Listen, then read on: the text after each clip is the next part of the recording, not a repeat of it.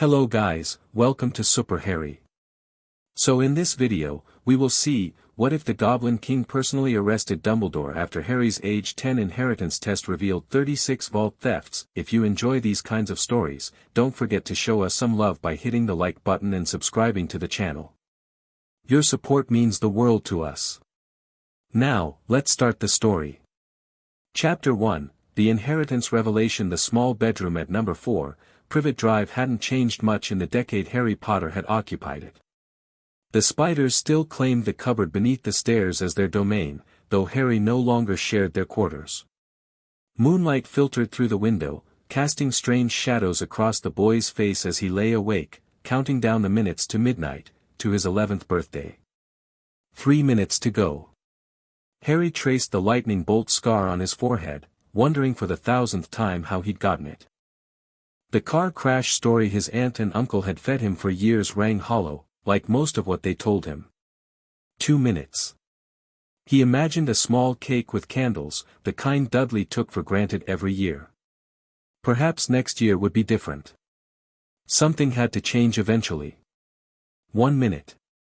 Harry closed his eyes. "Happy birthday to me," he whispered to the darkness. The clock struck midnight, and the house shuddered. Harry bolted upright, clutching his thin blanket to his chest. That wasn't thunder. It was more like, the front door downstairs burst open with a crack that echoed through the house. Uncle Vernon's startled roar followed almost immediately. "Who the blazes is breaking into my house?" Heavy footsteps thundered up the stairs as Harry scrambled to his feet. He pressed himself against the wall beside his bedroom door, heart hammering against his ribs. The footsteps halted outside his room, followed by 3 sharp knocks. "Mr. Potter?" called a voice unlike any Harry had heard before, deep and gravelly, yet distinctly feminine. "Are you decent? We need to speak immediately." Before Harry could respond, his bedroom door swung open. Framed in the doorway stood a woman who seemed to fill the entire space with her presence despite her modest height. She wore what appeared to be a tailored 3-piece suit of charcoal gray, her steel-colored hair pulled back in a severe bun. Her eyes, sharp and alert behind square spectacles, surveyed the room with obvious disapproval. "Disgraceful," she muttered, taking in the shabby furnishings. Her gaze settled on Harry, softening marginally. "Mr. Potter, my name is Andromeda Tonks. I've come to remove you from this place." Behind her, Uncle Vernon appeared on the landing, his face an alarming shade of purple. Aunt Petunia hovered at his shoulder, her bony fingers clutching her nightgown at her throat. "You have no right." Vernon bellowed, but faltered as Andromeda turned to face him, drawing a polished wooden stick from her sleeve. "I have every right," she replied calmly. "And the means to enforce it." She flicked the stick, and Vernon's mouth continued to work soundlessly. "Now then, Mr. Potter, please gather your belongings. We have an important appointment at Gringotts that cannot wait until morning." Harry stared at her in confusion. "Gringotts?" Andromeda's expression hardened. "They've told you nothing, then?" "As I suspected." She glanced at his bewildered face and sighed. "Gringotts is the Wizarding Bank, Harry. And you are a wizard." The silence that followed was broken only by Aunt Petunia's stifled gasp. "I'm a what?" Harry managed. "A wizard. As were your parents before you." Andromeda's eyes flashed with barely contained anger. "These people were supposed to tell you about your heritage." Another failing to add to their considerable list. Harry's mind reeled. A wizard? Him. It was absurd, impossible, yet somehow, it made perfect sense. All those unexplainable incidents, his hair growing back overnight, finding himself suddenly on the school roof, the vanishing glass at the zoo. "I don't understand," he said slowly. "Why are we going to a bank in the middle of the night?" "Because certain information has come to light that cannot wait." Andromeda checked a gleaming pocket watch. "We're expected at midnight. The Goblin King himself has made arrangements to receive us." "Goblins?" Harry's eyes widened. Yes, Mr. Potter. Goblins. Now, is there anything here worth taking with you? Harry glanced around the sparse room. Not really. Just some clothes, I suppose. Andromeda nodded briskly. Very well. She waved her wand, for that's what it had to be, and Harry's few belongings flew into a neat pile, which she shrunk with another flick, tucking the miniaturized bundle into her pocket. That's magic, Harry whispered in awe. Indeed it is. She extended her hand to him. Shall we? Harry hesitated for only a second before taking her hand. As he did, he caught sight of Uncle Vernon, still silently fuming, his face now an alarming shade of puce. Will I be coming back here? He asked uncertainly. Andromeda's lips thinned. Not if I have anything to say about it, Mr. Potter. Now, brace yourself. Apparition isn't pleasant the first time. Before Harry could ask what apparition was, the world compressed around him. He felt as though he were being forced through a very tight rubber tube. His chest constricted, his eardrums pushed inward, and just when he thought he might suffocate, it stopped. Harry gasped, doubling over as fresh air filled his lungs. When his vision cleared, he found himself standing on a cobblestone street before an imposing white marble building that towered over the surrounding shops. Despite the late hour, the street was not entirely deserted, a few oddly dressed people hurried past, giving their small party curious glances. Diagon Alley, Andromeda explained, steadying him with a hand on his shoulder. And this is Gringotts. She nodded toward the marble edifice. The bank's bronze doors gleamed in the moonlight. Flanking them were two diminutive figures in scarlet and gold uniforms, each bearing a vicious-looking pike. As Harry drew closer, he realized with a start that these were indeed goblins, swarthy, clever-faced creatures with pointed ears and very long fingers. Mrs. Tonks, one of them acknowledged with a curt nod. The Potter heir is expected. The goblin guards ushered them through the bronze doors and then a second set of silver ones, inscribed with an ominous poem warning against theft.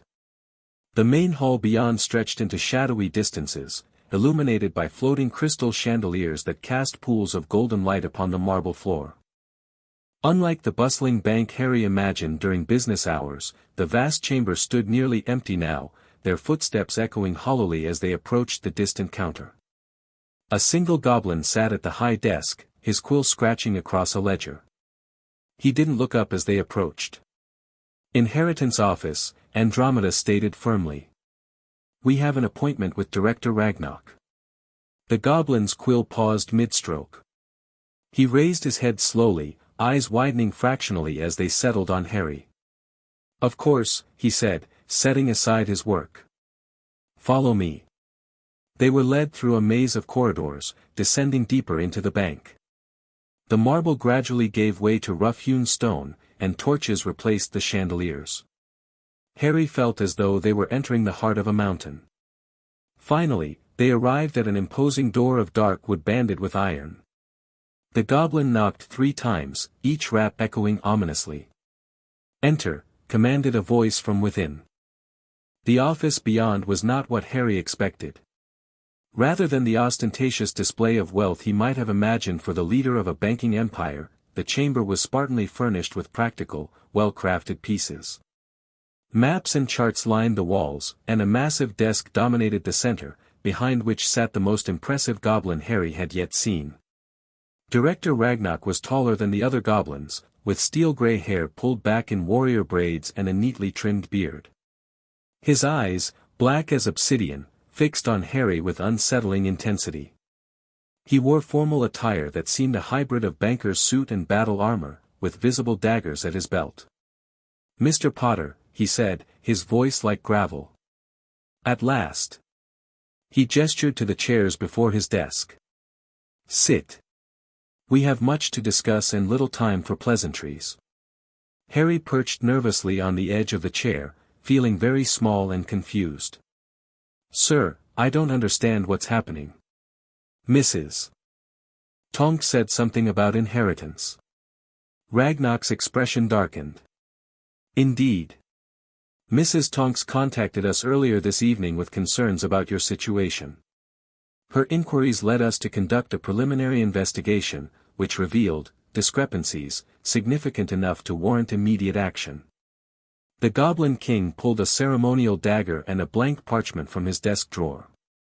To proceed, we require confirmation of your identity through an inheritance test. 3 drops of blood on this parchment will reveal your true lineage and holdings. Harry blanched. Blood?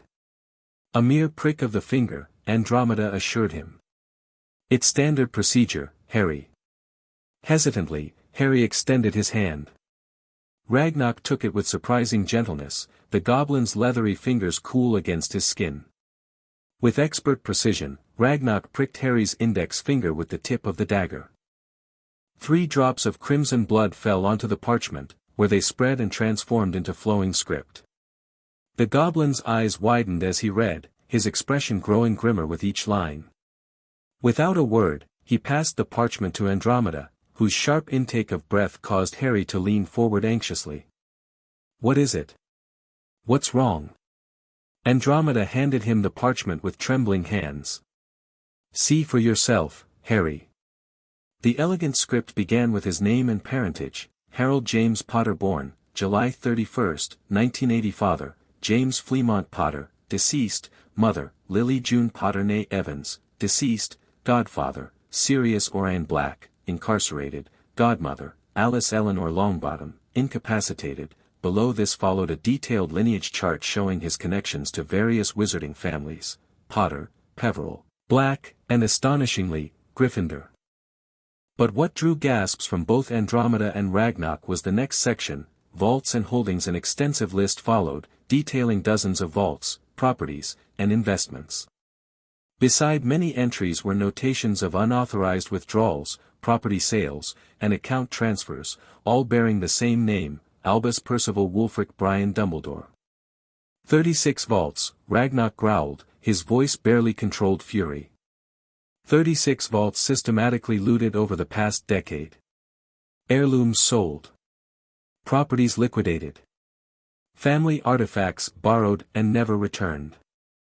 Harry stared at the parchment, understanding little beyond the fact that someone named Dumbledore had apparently been stealing from him for years. How is this possible? Andromeda demanded, her face pale with shock. The Goblin Nation has always prided itself on security and accountability. Ragnarok's expression was thunderous. Dumbledore presented documentation naming him as Mr. Potter's magical guardian, with complete control over his assets until majority.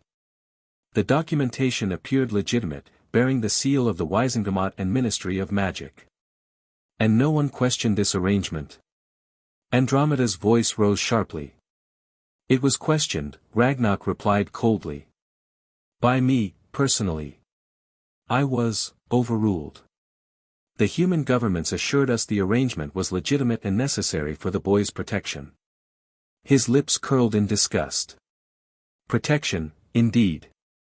Harry looked between them, struggling to follow. I'm sorry, but who is Dumbledore? Andromeda and Ragnarok exchanged glances. Albus Dumbledore is the headmaster of Hogwarts School of Witchcraft and Wizardry, Andromeda explained gently. He's one of the most powerful and respected wizards in Britain. He's also, apparently, been stealing your inheritance for the past 10 years. Ragnarok rose abruptly, his chair scraping against the stone floor. This theft will not stand. The Goblin Nation has been made complicit in grand larceny against the heir of multiple ancient and noble houses. He barked something in a harsh, guttural language, and the door opened immediately. Another goblin, wearing what appeared to be military regalia, stood at attention. Assemble the honor guard, Ragnarok commanded. Prepare the thief's doom manacles. We march on Hogwarts within the hour. The military goblin saluted and vanished. Ragnarok turned back to Harry, his expression grave. Mr. Potter, what happens next will shape wizard-goblin relations for generations to come.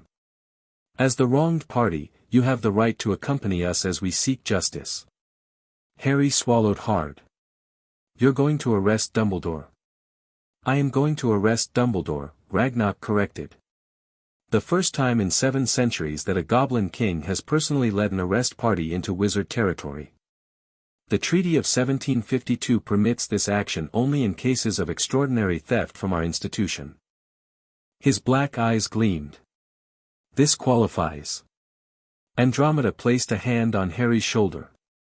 You don't have to go, Harry. I can take you somewhere safe while this is handled.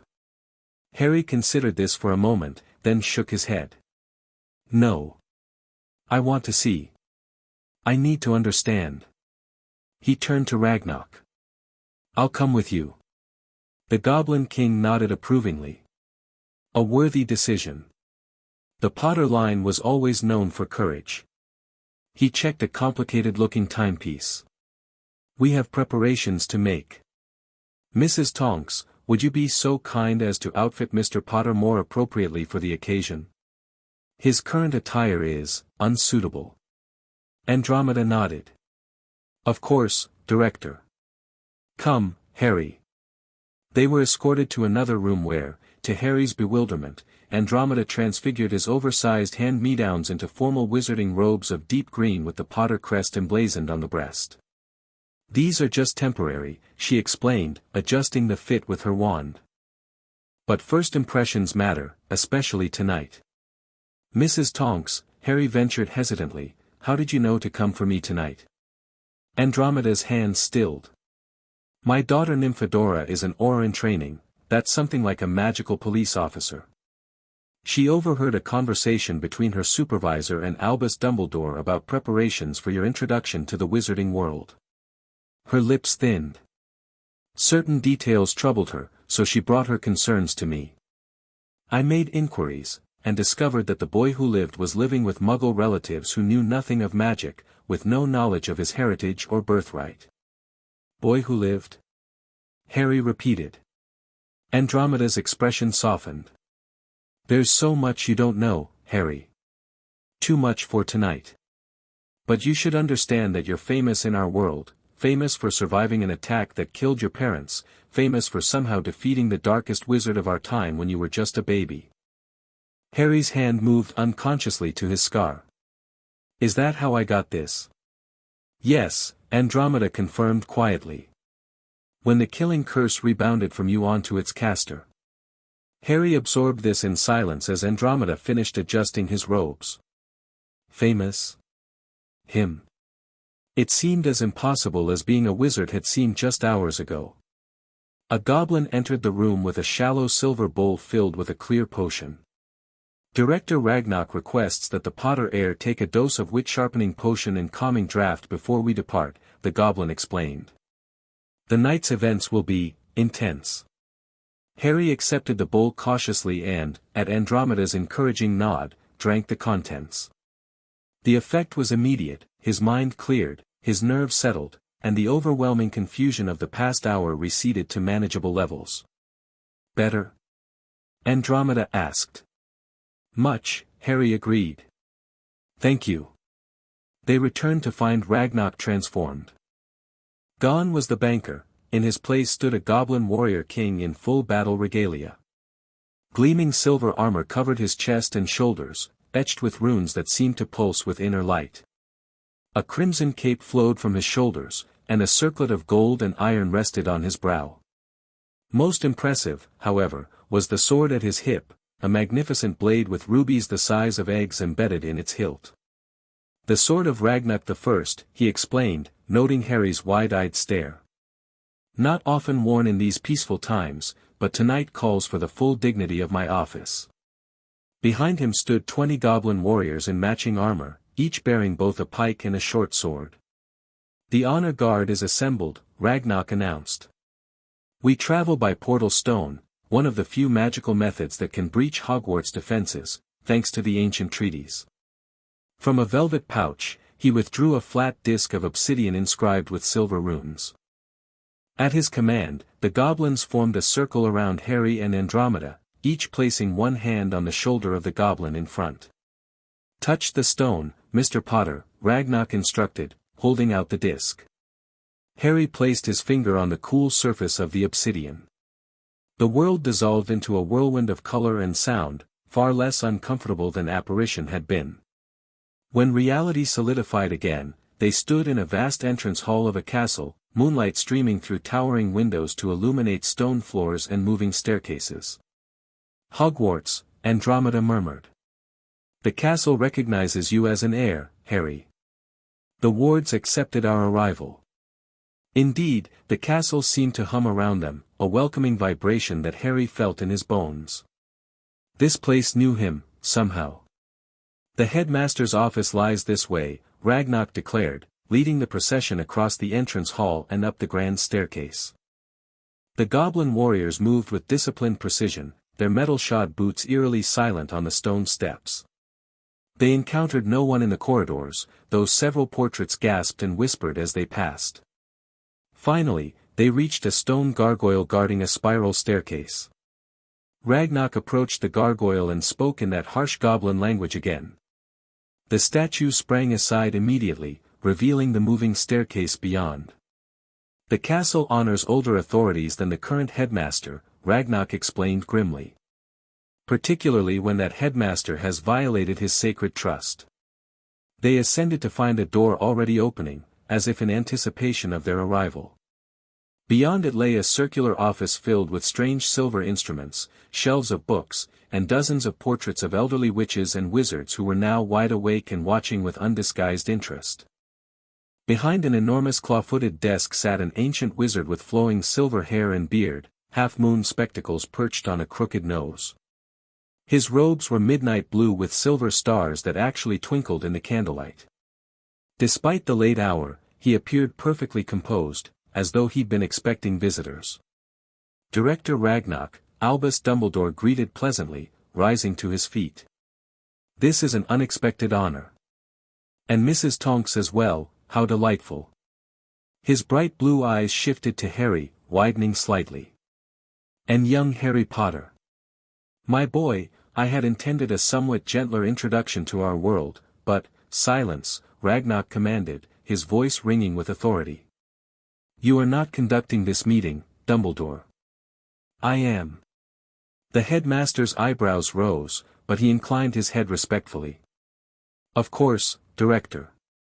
How may I assist the Goblin Nation at this unusual hour?" Ragnarok gestured, and one of the goblin warriors stepped forward, unrolling a lengthy parchment. "Albus Percival Wulfric Brian Dumbledore, you stand accused of grand theft from Gringotts Wizarding Bank, embezzlement of a client's assets, fraudulent representation as a magical guardian, illegal possession of family heirlooms, and 36 separate counts of vault breach." The twinkle vanished from Dumbledore's eyes. "I'm afraid there must be some misunderstanding." "There is no misunderstanding," Ragnarok cut him off sharply. "We have conducted a complete audit following Mr. Potter's inheritance test this evening. The results are incontrovertible." With another gesture, two goblin warriors approached the desk, one bearing a set of strange manacles that glowed with an eerie blue light. "By the authority vested in me as King of the Goblin Nation and Director of Gringotts Bank, and in accordance with the Treaty of 1752, Section 3, Paragraph 9, I am placing you under arrest pending trial before the Joint Tribunal of Magical Finances." Dumbledore's face had gone very still. "You're serious?" "Deadly serious," Ragnarok confirmed. "Will you submit to the manacles, or must we subdue you?" Dumbledore's eyes darted to Harry. "Harry, my boy, there are things you don't understand, arrangements made for your own protection and the greater good, save your explanations for the tribunal," Andromeda interrupted coldly. "The evidence speaks for itself." The headmaster sighed deeply, seeming to age before their eyes. "I see. I had hoped, but no matter." His hand moved subtly toward his wand on the desk. Faster than Harry could follow, 3 goblin warriors had their weapons at Dumbledore's throat, while Ragnarok himself had drawn the ruby-hilted sword. "That would be most unwise," the Goblin King warned softly. "The Thief's Doom manacles are designed specifically for wizards who violate our trust. They will neutralize your magic completely until your trial. Resist, and we are authorized to use lethal force." For a tense moment, Harry thought Dumbledore might fight anyway. Then, with evident reluctance, the old wizard extended his wrists. Very well. I submit under protest and reserve the right to explain my actions to the appropriate authorities. The goblin warrior clasped the manacles around Dumbledore's wrists. The blue glow intensified momentarily, then settled into a steady pulse. Immediately, Harry felt a change in the atmosphere, as if some great pressure had suddenly been released. The castle wards have transferred, one of the goblin warriors reported. As expected when a headmaster is rendered magically inert. Ragnarok nodded in satisfaction. Secure his wand and any other magical artifacts on his person. As the goblins efficiently searched Dumbledore, Ragnarok turned to Harry. Mr. Potter, as the injured party, you have the right to question the accused before he is remanded to Gringotts holding cells. Is there anything you wish to ask? Harry stared at the old wizard, who now looked diminished somehow without his magic. This was the man who had stolen from him for years, who had placed him with the Dursleys, who had kept him ignorant of his heritage and birthright. Dozens of questions crowded his mind, but one pushed to the forefront. Why? He asked simply. Dumbledore met his gaze steadily. For the greater good, Harry. Everything I've done has been to prepare for what's coming. Voldemort isn't truly gone, you see. He will return, and when he does, the resources I've gathered in your name would have been used to fight him, to protect you and countless others. You could have asked, Harry said quietly. You could have told me. You were a child, Dumbledore replied. You still are. Some burdens are too heavy for young shoulders. So you decided for me, Harry concluded. You decided everything, where I would live, what I would know, even what would happen to my parents' money. Yes, Dumbledore admitted. I believed it necessary. Harry felt a surge of anger, hot and unfamiliar. It wasn't yours to decide. Ragnarok placed a hand on Harry's shoulder. Well said, Mr. Potter. He nodded to the guards. Remove the prisoner to Gringotts. The joint tribunal will convene at noon tomorrow. As the goblins moved to escort Dumbledore away, the office door burst open. A stern-looking witch in emerald robes and a tall, pale man with greasy black hair rushed in, both halting abruptly at the sight before them. Albus, the witch exclaimed. What in Merlin's name is happening here? Ah, Minerva, Dumbledore said calmly, despite his shackled state. I find myself temporarily indisposed. It seems there are some financial discrepancies that require my attention. Financial discrepancies, the black-haired man repeated skeptically, his gaze sweeping over the armed goblins before settling on Harry. His expression flickered with something unreadable. Potter. Professors McGonagall and Snape, Andromeda greeted them with a nod. You've arrived just in time to witness history. The first goblin arrest at Hogwarts in 7 centuries. Professor McGonagall seemed to finally register Harry's presence. Mr. Potter. But how, why are you here? You weren't supposed to be contacted until tomorrow. Plans changed when we discovered the systematic looting of the Potter vaults, Ragnarok replied coldly. Among other irregularities in Mr. Potter's treatment. McGonagall's face drained of color. Looting? Albus, what is he talking about? Dumbledore sighed. Matters are more complicated than they appear, Minerva. I've only done what was necessary. 36 vaults worth of necessary? Andromeda asked scathingly. McGonagall swayed slightly, steadying herself against the doorframe. 36. Albus, you didn't. The evidence is irrefutable, Ragnarok stated. Now, if you'll excuse us, we have a prisoner to transport. Wait. McGonagall stepped forward. What happens to the school? Term begins in just over a month. Ragnarok considered this. The deputy headmistress assumes control until the Board of Governors appoints a replacement or Dumbledore is, somehow, exonerated.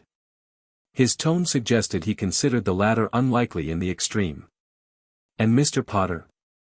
McGonagall asked, glancing at Harry with evident concern. Where will he go now? I have arranged accommodations for him at Gringotts until more permanent arrangements can be made, Ragnarok replied. As his inheritance includes multiple properties, he will have options once the assets are properly secured. Snape, who had been watching the proceedings with calculated interest, finally spoke. Potter at Gringotts? Under Goblin protection? The Ministry will never allow it. Ragnarok's smile was all teeth. The Ministry has no jurisdiction in this matter, Professor Snape. Mr. Potter is now a client friend of the Goblin Nation. His stolen property was under our protection. We failed him once, we will not do so again. McGonagall wrung her hands anxiously. This is all happening so fast. Harry has his Hogwarts letter to receive, school supplies to purchase, all will be handled appropriately, Andromeda assured her. Harry won't miss his education, Professor. But right now, his financial security and justice must take precedence. The Goblin Guards had formed up around Dumbledore, ready to depart. The headmaster looked once more at Harry, his expression a complex mixture of regret and resignation. I truly did what I thought best, Harry, he said softly. I hope someday you'll understand. Harry stared back, unable to formulate a response. Part of him wanted to rage at this man who had so thoroughly controlled and manipulated his life. Another part, the part still reeling from the night's revelations, simply couldn't process everything yet. Ragnarok gave a sharp command, and the Goblin contingent escorted Dumbledore from the office, leaving Harry, Andromeda, McGonagall, and Snape in awkward silence. Professor McGonagall, Andromeda said after a moment, as acting headmistress, you should know that Harry will be attending Hogwarts as planned. However, there will be conditions, given recent events. McGonagall nodded stiffly. Of course. I had no idea, Mr. Potter. About any of this. I knew you were placed with your relatives, but the rest. She shook her head, visibly distressed. Snape's dark eyes continued to assess Harry. Interesting, he murmured, almost to himself. Very interesting indeed. Harry shifted uncomfortably under the scrutiny. Sorry, but who exactly are you? Professor Severus Snape, the man replied coolly. Potions master at Hogwarts. I knew your parents. Something in his tone made Harry think there was much more to that statement, but before he could inquire further, Ragnarok returned. The prisoner is secured, he announced. Mr. Potter, we should return to Gringotts. There is much to discuss regarding your accounts and inheritance. Harry nodded, suddenly exhausted by the night's events. Yes, I think I'd like that. As they prepared to leave, McGonagall stepped forward. Mr. Potter, Harry, despite these terrible revelations, please know that Hogwarts will always welcome you. Whatever Albus has done, the school itself remains a place of learning and growth. Thank you, Professor, Harry replied, finding he appreciated her obvious sincerity. They departed through the same portal stone, leaving behind a castle in quiet turmoil. The journey back to Gringotts seemed quicker, perhaps because Harry was now accustomed to the sensation. In Ragnarok's office once more, the Goblin King removed his ceremonial armor and resumed his banker's attire with evident relief. Historical events are exhausting, he commented wryly. Mr. Potter, you've conducted yourself with dignity tonight. The Goblin Nation recognizes this and extends official client-friend status to you, an honor not granted to a wizard in over a century. Harry blinked, sensing this was significant. Thank you, Director Ragnarok. Now, as to your immediate future, Ragnarok continued. Gringotts maintains a small number of residential suites for important clients. You will be accommodated there while we begin the process of cataloging and reclaiming your stolen assets. What happens to Dumbledore now? Harry asked. He will be held in our high-security cells until the tribunal tomorrow, Ragnarok explained. Representatives from the Ministry of Magic, the International Confederation of Wizards, and the Goblin Banking Authority will hear evidence and determine his punishment. Which will be? Harry prompted. Ragnarok's expression grew grim. For theft of this magnitude. Traditionally, the penalty would be death. Harry blanched. Death? However, Ragnarok continued, given Dumbledore's position and the political complexities involved, a different arrangement may be reached. Extensive financial restitution, magical bindings, perhaps exile from Wizarding Britain. He shrugged. Much depends on how he conducts himself at the tribunal and what further evidence emerges. Andromeda, who had been quietly observing, spoke up. Harry should have legal representation at the tribunal. As a member of the Black family by marriage, I can serve in that capacity if you wish, Harry. Harry nodded gratefully. Yes, please. I don't understand most of what's happening. A wise admission, Ragnarok approved. Mrs. Tonks will provide you access to the relevant documentation tonight so you can prepare. A goblin entered with a message, which Ragnarok read quickly. Ah, it seems word of tonight's events has already reached the ministry. The Minister for Magic himself is demanding an explanation. He smiled thinly. He can wait until morning, I think. Harry yawned involuntarily, the night's excitement finally catching up to him. You need rest, Andromeda observed. It's been an overwhelming night. Ragnarok nodded. Griphook will show you to your suite, Mr. Potter. We'll reconvene at 9 tomorrow morning to prepare for the tribunal. As Harry rose to follow the waiting goblin, he paused. Director Ragnarok, thank you. For taking this seriously. For helping me. The Goblin King studied him thoughtfully.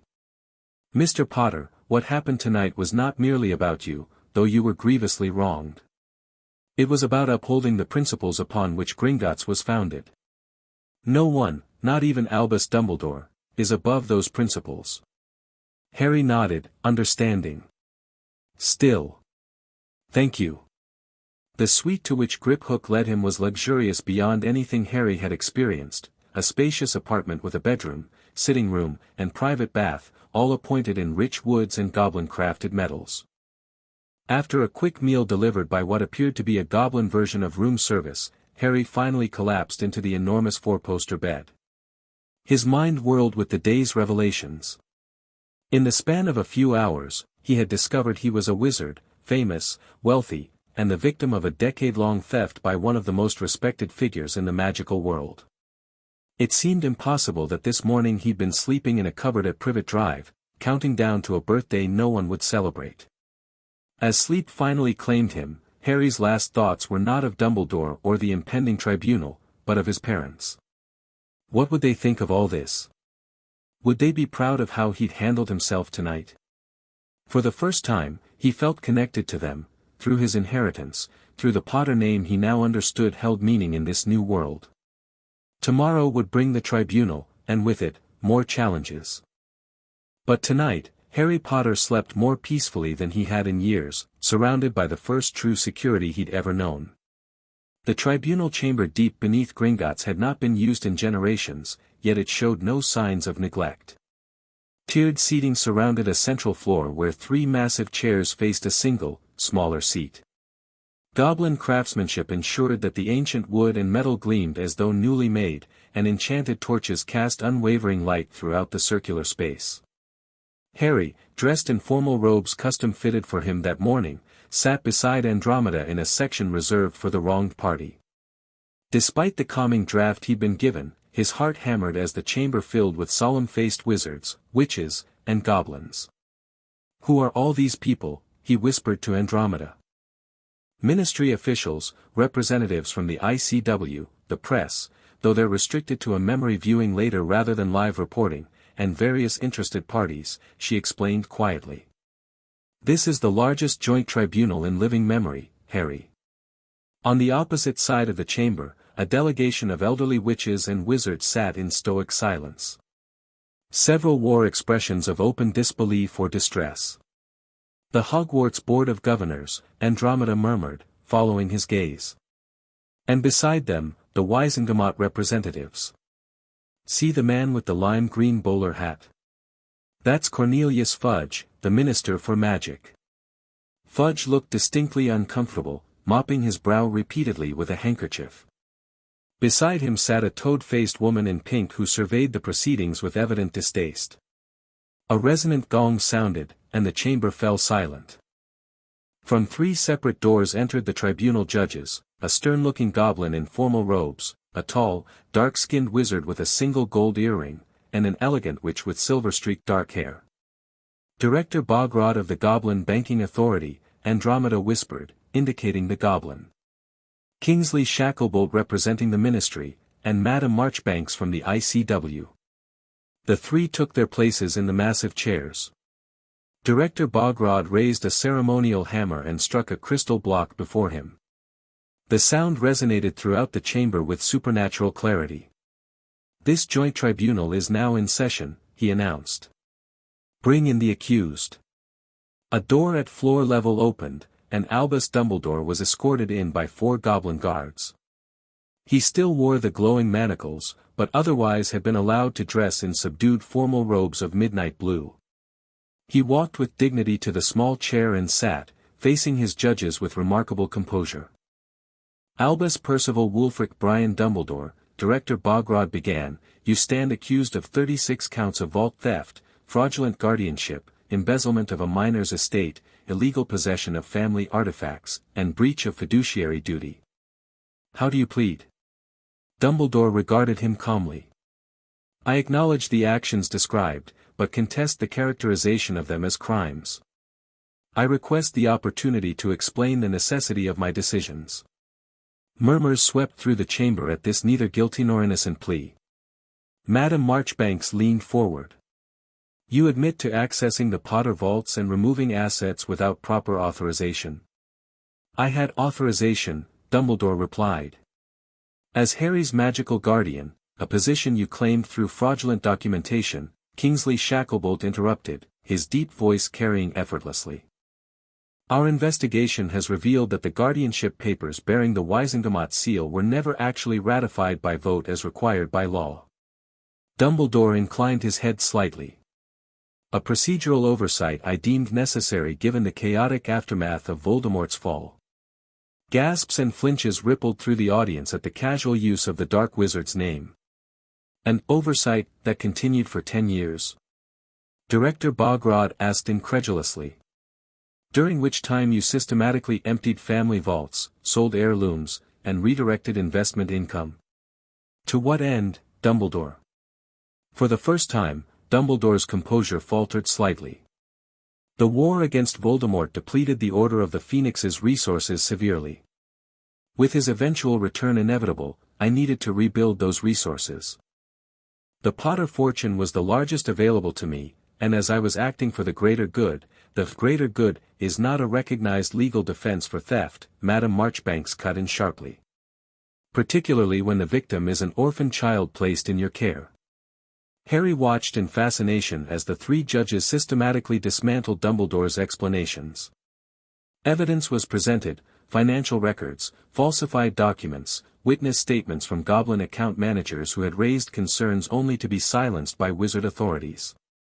Most damning was the presentation of items recovered from Dumbledore's office and quarters at Hogwarts, family grimoires, magical artifacts, and heirlooms that rightfully belonged to Harry, all carefully catalogued by Goblin recovery teams overnight. These items alone, Director Bogrod noted, are valued at over 300,000 galleons.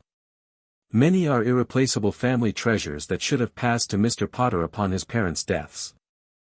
Throughout the proceedings, Harry found himself torn between anger at the scope of the theft and a strange sort of pity for Dumbledore, who seemed genuinely convinced he had acted appropriately. Finally, after hours of testimony and evidence, the judges called Harry himself to the witness stand. Walking to the center of the chamber, Harry felt hundreds of eyes following his every move. He sat in the chair vacated by Dumbledore, who had been moved to a side position under guard. "Mr. Potter," Director Bogrod began gently, "can you tell us what you knew of your magical heritage and financial holdings prior to last night?" Harry swallowed nervously. "Nothing, sir. I didn't know I was a wizard until Mrs. Tonks told me. I didn't know my parents were magical or that I had any money at all." "And your living conditions with your Muggle relatives?" Harry hesitated, reluctant to detail the full extent of the Dursleys' neglect in such a public setting. They weren't fond of magic. Or of me. I slept in a cupboard under the stairs until recently. The chamber erupted in outraged murmurs. Madame Marchbanks silenced them with a sharp gesture. A cupboard, she repeated, her voice dangerously quiet. Albus, you placed the child in a home where he was forced to sleep in a cupboard? Dumbledore's face had gone ashen. I was unaware of the specifics of his accommodations. I knew there was no affection, but the blood protection was paramount. Blood protection? Kingsley questioned. Based on Lily Potter's sacrifice, Dumbledore explained. As long as Harry could call home the place where his mother's blood dwelt, his aunt's house, he would be protected from Voldemort and his followers. Director Bogrod made a dismissive gesture. Yet you never explained this to the boy or his relatives. Never checked on his welfare. Never ensured he was receiving even basic care. There were monitoring charms, Dumbledore admitted. But they were calibrated for magical threats, not domestic situations. Harry stared at the old wizard, a new understanding dawning. You knew, he said suddenly, interrupting the proceedings. Maybe not everything, but you knew enough. You left me there anyway. Dumbledore met his gaze steadily. For your protection, Harry. Protection from Voldemort, while leaving me unprotected from my own family, Harry responded, surprising himself with his clarity. That wasn't your decision to make. A heavy silence fell over the chamber. Finally, Madame Marchbanks spoke. Mr. Potter, as the injured party, what outcome do you seek from these proceedings? Harry hadn't expected this question. He looked to Andromeda, who gave him an encouraging nod. I don't want revenge, he said slowly. But I do want justice. I want everything that was taken returned, if possible. I want to understand why all this happened. He paused, then added, and I don't want anyone else to go through what I did. No one should have that much unquestioned control over someone else's life. The three judges exchanged glances, seemingly impressed with his response. Thank you, Mr. Potter, Director Bogrod said. You may return to your seat. After a brief deliberation, the tribunal announced its decision. Albus Dumbledore was found guilty on all counts. The penalties imposed were severe but stopped short of the traditional goblin punishment for such crimes, complete financial restitution to the Potter estate, including a 50% penalty. Removal from all positions of authority over minors, including headmaster of Hogwarts. Magical restrictions preventing him from accessing or managing anyone else's assets. 5 years exile from Wizarding Britain, with the possibility of return thereafter if all conditions were met. Permanent removal of his status as Supreme Muggleborn of the International Confederation of Wizards. As the sentence was read, Harry watched Dumbledore's face. The old wizard showed little reaction beyond a slight tightening around his eyes. When permitted a final statement, he rose with dignity despite the manacles. I accept the tribunal's judgment, he said simply. I maintain that my intentions were pure, but acknowledge that my methods were flawed. To young Harry, I offer my sincere apology. I truly believed I was acting in your best interest and that of the wizarding world. I see now that I allowed the end to justify means that were unjustifiable. With that, he was led away to begin the process of restitution before his exile would commence. As the tribunal chamber emptied, Harry found himself surrounded by a mixture of reporters, held at bay by goblin guards, and various officials eager to introduce themselves to the boy who lived. Andromeda efficiently managed the chaos, allowing only brief interactions before escorting Harry back to Ragnarok's office. Well done, the Goblin King greeted him. You conducted yourself with remarkable poise, Mr. Potter. Harry sank into a chair, emotionally drained. What happens now? Ragnarok spread his hands on the desk. Now, we rebuild your legacy. The recovery process has already begun, assets are being traced, properties assessed, heirlooms catalogued. Within a week, we should have a complete picture of your holdings. And where will I live? Harry asked. I'm not going back to the Dursleys, am I? Certainly not, Andromeda assured him. I've spoken with Director Ragnarok about this. If you're amenable, I'd like to offer you sanctuary with my family until more permanent arrangements can be made. My husband Ted and I have a daughter just a few years older than you. She's the one who first raised concerns about your situation. Harry considered this. I'd like that, I think. Thank you. Ragnarok nodded approvingly. The Tonks family has a good reputation with the Goblin Nation. However, there is one more matter to address before you depart. He withdrew a small wooden box from his desk drawer. This was recovered from Dumbledore's personal vault this morning. I believe it rightfully belongs to you. He opened the box to reveal a small golden key. Your trust vault key, Ragnarok explained. Established by your parents for your education and personal needs. Unlike the family vaults, this one remains largely intact. Dumbledore seemingly left it untouched, perhaps intending to present it to you when you received your Hogwarts letter. Harry accepted the key reverently, running his fingers over the intricate design. A tangible connection to his parents, something they had created specifically for him. Thank you, he whispered. Ragnarok inclined his head. We will continue to serve as your financial guardians until you reach majority, Mr. Potter. Rest assured that no one, not the Ministry, not the Wizengamot, not any self-appointed guardian, will be permitted access to your inheritance without your explicit consent. As Harry left Gringotts that afternoon with Andromeda, he paused on the marble steps, looking back at the imposing edifice. 24 hours ago, he had been a nobody, an unwanted burden in his relative's home. Now he stood at the threshold of a new life, one filled with magic, possibility, and the promise of justice. The wizarding world had failed him once, but the goblins had not. An unlikely alliance had formed, one that would shape his future in ways neither he nor the Goblin King could fully anticipate. Harry Potter smiled, tucked his vault key securely in his pocket, and stepped into his new life. Chapter 2, Trials and Tribulations. The Tonks family home sat nestled in a quiet corner of Devon, a comfortable two-story cottage with ivy climbing its stone walls and a garden that spilled cheerfully beyond its borders. For Harry, who had spent his life in the sterile conformity of Privet Drive, the place radiated a warmth that had nothing to do with the summer sunshine. It's not grand, Andromeda said as she led him up the flagstone path, but it's home.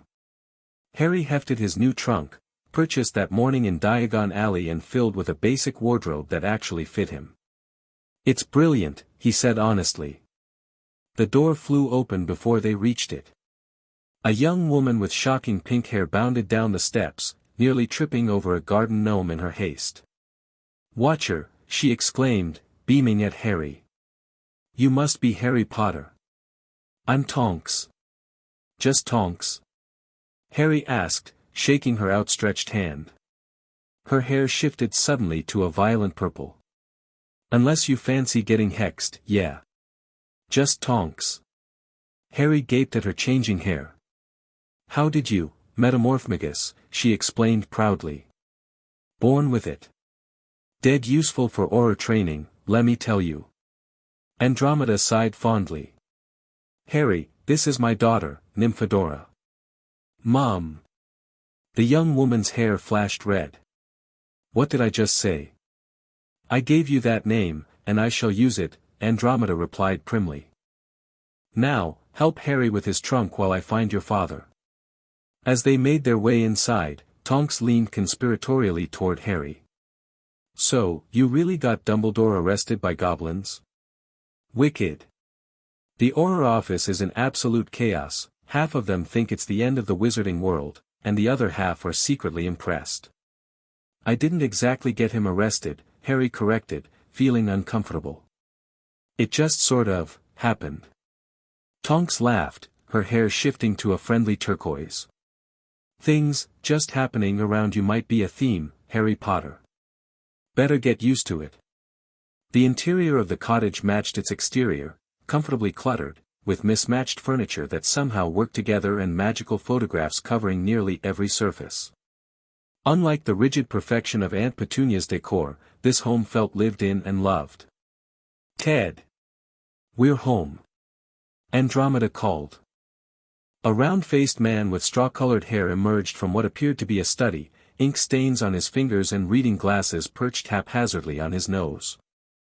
"Welcome, welcome," he said warmly, extending a hand to Harry. "Ted Tonks, at your service. Just finishing tomorrow's column for the Prophet, they're giving me the front page for the Dumbledore fallout. Unprecedented." "Ted's a journalist," Andromeda explained. "Senior political correspondent for the Daily Prophet." Ted beamed. "And this story, my boy, is the biggest since you-know-who's downfall. The public's in shock, Dumbledore arrested, the boy who lived returning to our world under goblin protection, it's seismic." Harry shifted uncomfortably. "I'd rather not be in the papers, if that's all right." Ted's expression softened. Of course. I understand completely. My coverage focuses on the financial crimes and governance implications, not your personal life. Though I can't promise the same restraint from my colleagues." Tonks snorted.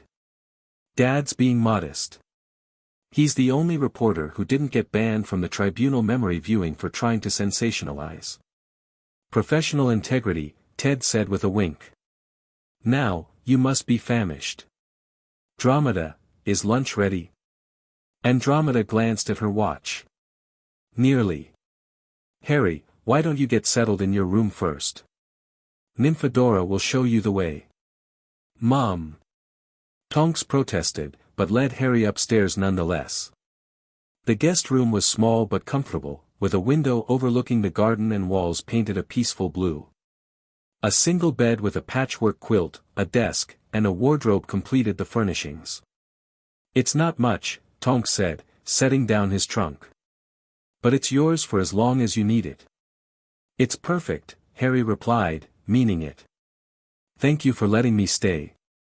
Tonks studied him curiously, her hair softening to a gentle pink. "You know, for someone who just took down the greatest wizard of our age, you're awfully polite." Harry flushed. "I didn't take him down. And he's still a great wizard, isn't he? Just, one who did some bad things." "Interesting perspective." Tonks leaned against the doorframe. "Most people are picking sides, Dumbledore's either a misunderstood hero or a complete villain. You're seeing the gray area." Harry shrugged. "I've had a lot to think about. Yesterday, I didn't even know I was a wizard. Today, I'm apparently famous, wealthy, and responsible for exposing corruption at the highest level. It's a lot." "Fair point." Tonks straightened. "I'll let you settle in. Bathrooms across the hall. We eat in the kitchen, which is way less formal than Mum pretends it is. Oh, and Dad might have questions, occupational hazard. You don't have to answer." "Thanks, Tonks." After she left, Harry sat on the bed, running his hands over the quilt. A room of his own. People who seemed genuinely pleased to have him. It was almost too much to absorb. A soft hoot drew his attention to the window, where a snowy owl perched on the sill. His owl, the first gift he'd ever received that he could remember, presented by Andromeda that morning in Diagon Alley. "Hello, Hedwig," he greeted softly. The name had come to him instantly when the shopkeeper mentioned the owl needed one. He'd spotted it in his new History of Magic textbook. Hedwig hopped inside, nipping affectionately at his fingers. Harry stroked her feathers, marveling at their softness. "I think we're going to be okay here," he told her. "It's a bit overwhelming, but in a good way." Lunch proved to be a lively affair, with Ted asking thoughtful questions about the tribunal while carefully avoiding anything too personal. Tonks entertained them with tales from Auror training, including a disastrous attempt at disguising herself as her instructor. "So there I am, stuck with half his features and half mine, and he walks in." She morphed her face to demonstrate the bizarre hybrid, sending Harry into fits of laughter. It was the most relaxed meal Harry had ever experienced, no Dursley's glaring at him, no walking on eggshells, no being excluded from conversation. As they finished dessert, treacle tart that Harry decided was his new favorite thing, a regal eagle owl swooped through the open window, depositing a sealed parchment before Andromeda. She examined the seal, eyebrows rising. From Gringotts. She broke the wax and scanned the contents. Director Ragnarok requests your presence tomorrow morning, Harry. The initial recovery inventory is complete, and there are matters requiring your attention. Already? Ted looked impressed. The goblins aren't wasting any time. They're rather motivated, Andromeda replied dryly. This case represents a significant failure of their security protocols. They're eager to make amends. Harry nodded.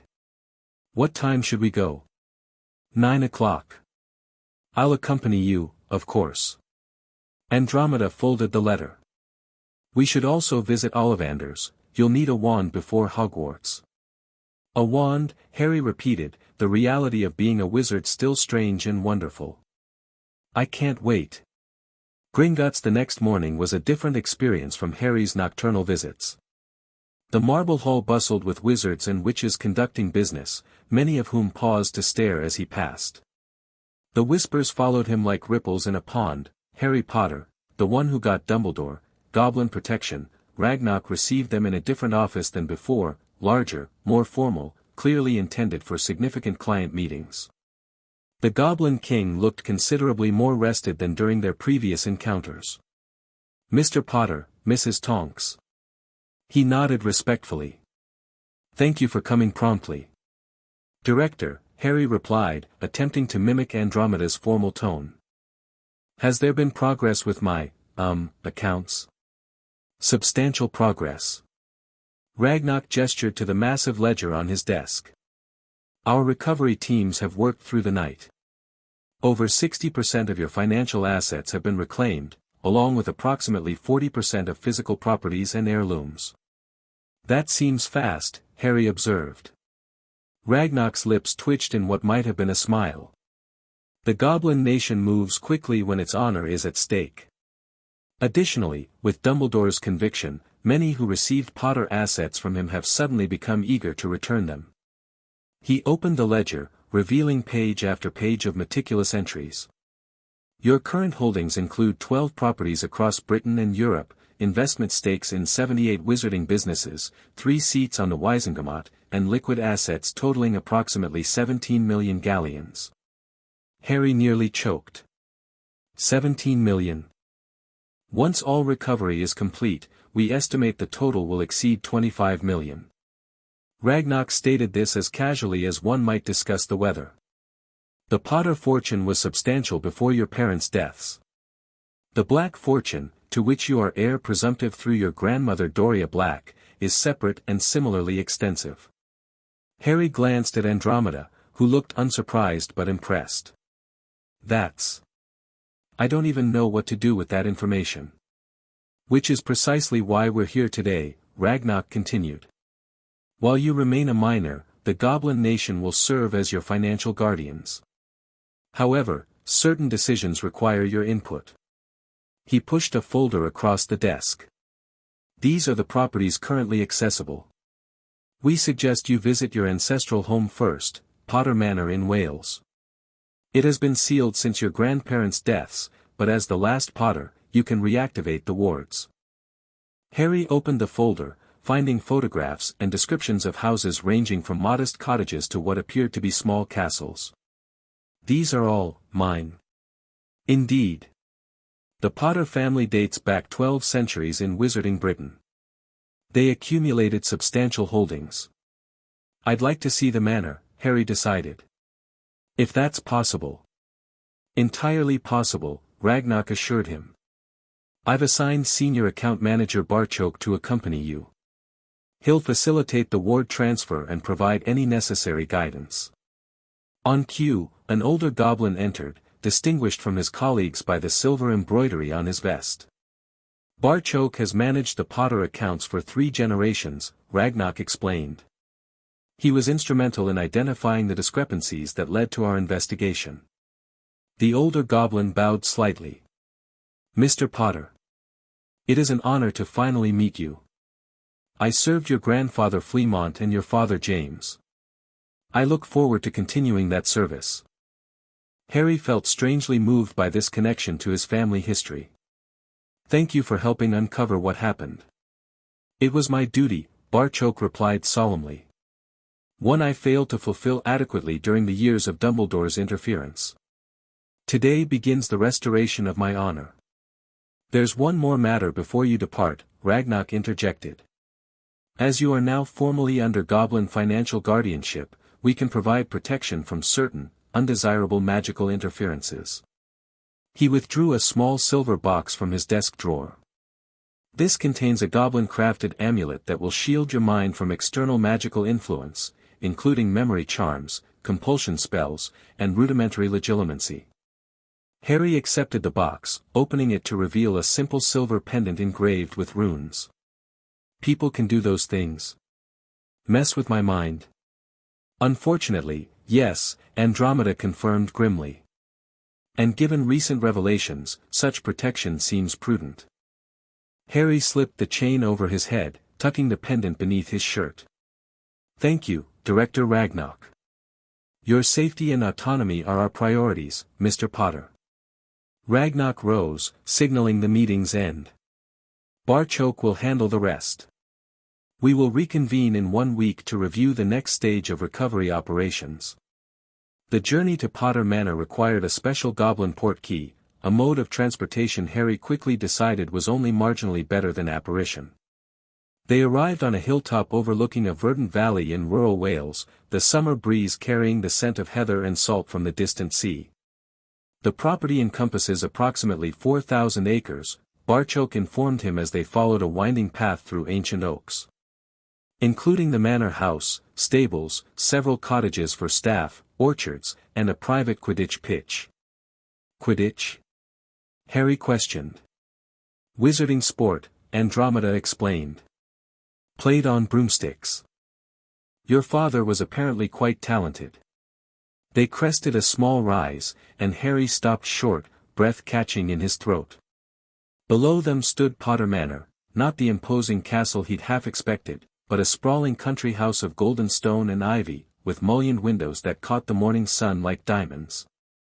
Gardens surrounded it on 3 sides, wild and overgrown but still hinting at former glory. A small stream wound through the property, crossed by stone bridges. It's been waiting for you, Barchoke said quietly. No one has entered since the wards were sealed after your grandparents' deaths from dragonpox. Harry stared at the house, his house, feeling an unexpected lump in his throat. My father grew up here.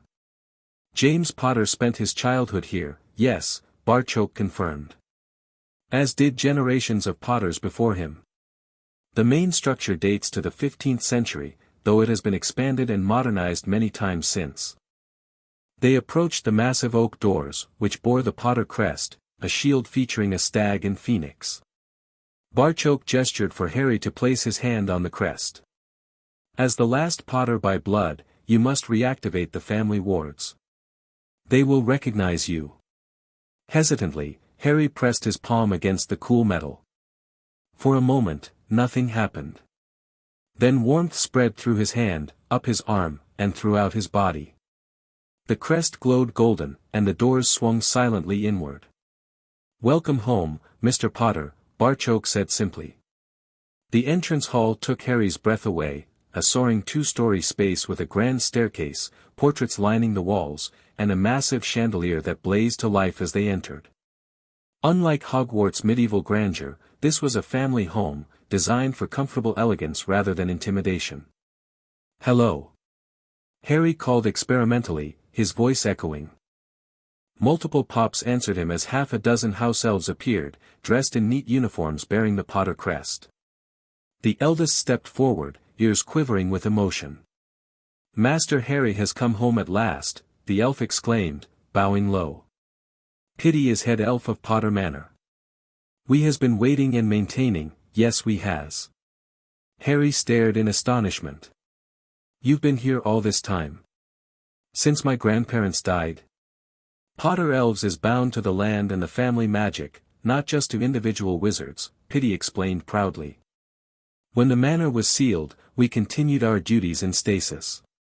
Now that the young master has returned, we can properly serve again. The other elves bobbed enthusiastic agreement, their tennis ball eyes fixed on Harry with unmistakable adoration. Thank you, Harry managed, overwhelmed. I didn't know there would be anyone here. House elves are magically bound to wizarding families, Andromeda explained gently. They derive their magic and purpose from the relationship. The Potter elves have likely been in a sort of magical hibernation, maintaining the property with minimal energy while awaiting the return of a Potter. Harry felt suddenly responsible for these creatures who had faithfully waited for him. Are you all okay? Do you need anything? The elves looked positively delighted by his concern. Master Harry is too kind. Pitty squeaked. We is needing nothing but permission to properly restore the manor for young master's return. Oh, permission granted, then, Harry said. But I'm not actually moving in right now. I'll be staying with Mrs. Tonks until Hogwarts starts. The elves' ears drooped slightly before Pitty rallied. Of course, Master Harry must complete his education. We will have everything perfect for holidays and summers. Barchoke cleared his throat. Perhaps a tour is in order. There are several important family artifacts you should be aware of. The next 3 hours passed in a whirlwind of discovery. Potter Manor contained treasures beyond Harry's wildest imagination, a library with thousands of books, including rare family grimoires, a portrait gallery with magical paintings of his ancestors, a vault containing ceremonial robes and jewelry, and a family chapel with stained glass depicting the Potter history. Most precious of all was his father's childhood bedroom, preserved exactly as he'd left it for Hogwarts, Quidditch posters on the walls, school trophies on the shelves, and photographs of 4 teenage boys who called themselves the Marauders. Your father and his friends, Barchoke explained as Harry examined one photo of the Laughing Boys. James Potter, Sirius Black, Remus Lupin, and Peter Pettigrew. Harry traced his father's face with a finger. The resemblance between them was uncanny, the same unruly black hair, the same jawline. Only the eyes were different. What happened to them? His friends? Barchoke and Andromeda exchanged glances. Sirius Black is currently in Azkaban, wizard prison, Andromeda said carefully. He was accused of betraying your parents to Voldemort and killing Peter Pettigrew, along with 12 muggles. Harry's head snapped up. My godfather? The one listed on the inheritance test. Yes, Andromeda confirmed. Though, given recent revelations about Dumbledore's actions, some are beginning to question whether Black received a proper trial. Did he? Andromeda hesitated. No. He was imprisoned without trial during the chaos following Voldemort's fall. Dumbledore testified to his guilt, which was considered sufficient at the time. Harry stared at the photograph, at the young man with aristocratic features and a mischievous grin, his arms slung around James Potter's shoulders. So my godfather might be innocent, but he's been in prison for 10 years because of Dumbledore. It's possible, Andromeda admitted. Sirius is my cousin. I never believed him capable of such betrayal, but the evidence seemed overwhelming. And the others? Lupin and, what happened to them? Pettigrew is presumed dead, killed by Black, according to official records. Remus Lupin lives in seclusion. He suffers from a medical condition that makes regular employment difficult. Harry tucked the photograph into his pocket. I want to meet him, Lupin. He was my father's friend. He might tell me more about my parents. We can attempt to locate him, Barchoke offered. Though he has been notoriously difficult to track since your parents' deaths. As the tour continued, Harry's mind reeled with revelations. In the family study, they discovered a pensieve, a magical device for viewing memories, along with labeled vials containing memories his parents had stored for him. In the master suite, a jewelry box held his mother's collection, including her engagement ring. The grounds revealed a family cemetery where generations of Potters rested, including his grandparents. But no James and Lily Potter. They are buried in Godric's Hollow, Barchoke explained gently when Harry asked. At the site of the cottage where it happened. It was deemed appropriate, as they died defending you there. By the time they prepared to leave, Harry felt emotionally exhausted yet strangely fulfilled. This place, this beautiful, history-filled home, was his heritage. For the first time, he felt connected to the family he'd lost. "I'll come back soon," he promised Pitty and the other elves. "And maybe stay for a while at Christmas." "Master Harry is welcome anytime," Pitty assured him, pressing a small silver object into his hand. "This is a Potterport key. It will bring you directly to the entrance hall whenever you wish to return home." Home. The word resonated in Harry's chest like a bell. The days following Harry's visit to Potter Manor passed in a blur of activity.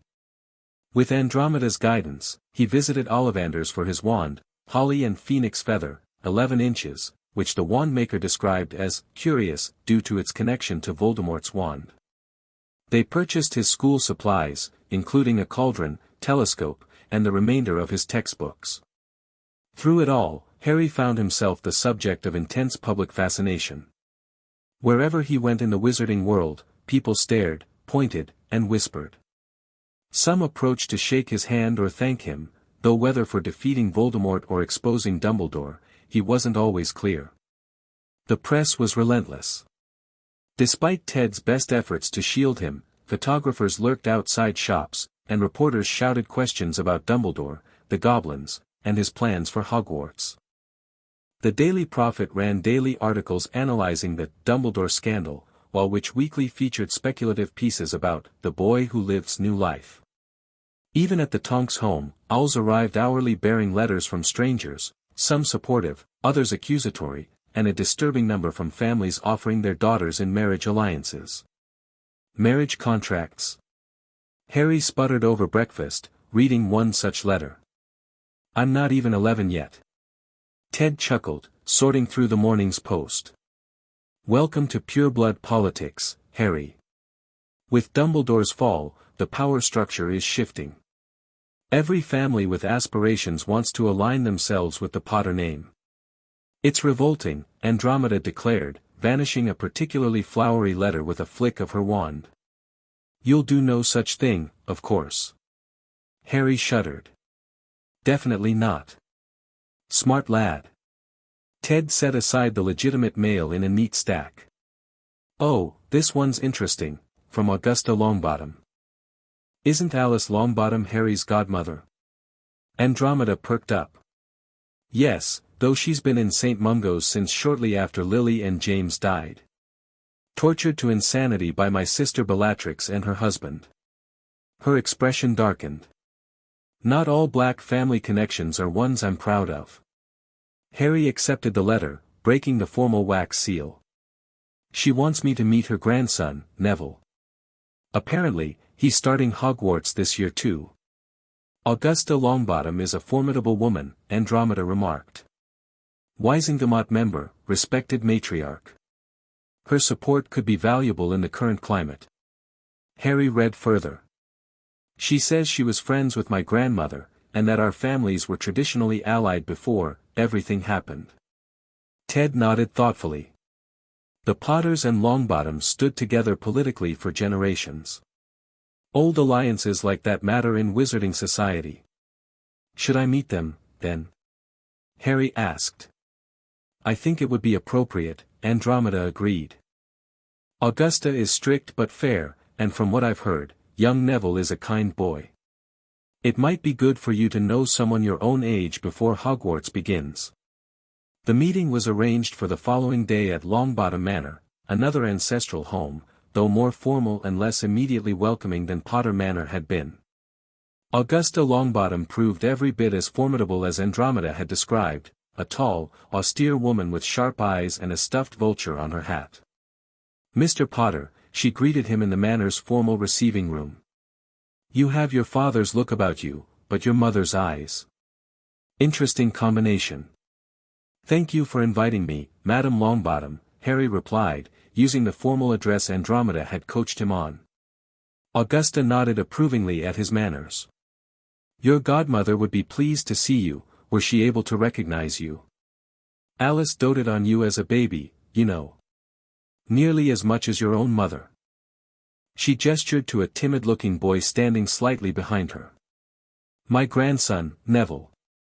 Neville Longbottom was round-faced and nervous, clutching what appeared to be a potted plant as though it might shield him from social interaction. Hello, he managed, eyes wide. It's nice to meet you. You too, Harry said, relieved to finally meet someone his own age who seemed as uncomfortable as he felt. Is that a magical plant? Neville brightened immediately. Yes. It's a Mimbulus Mimbletonia. They're really rare, my great-uncle Algy brought it back from Assyria for me. Neville has quite the gift for herbology, Augusta remarked, her tone suggesting this was a consolation prize for deficiencies in other areas. Though I keep telling him his father was exceptional at transfiguration. Neville's face fell slightly, and Harry felt an immediate kinship with the boy. They both lived in the shadows of parents they couldn't remember. I'd love to see your greenhouse, Harry offered. I don't know much about magical plants yet. Neville's grateful smile was answer enough. As the boys headed outside, the adults settled in for what Harry suspected would be a very political conversation about the post-Dumbledore landscape.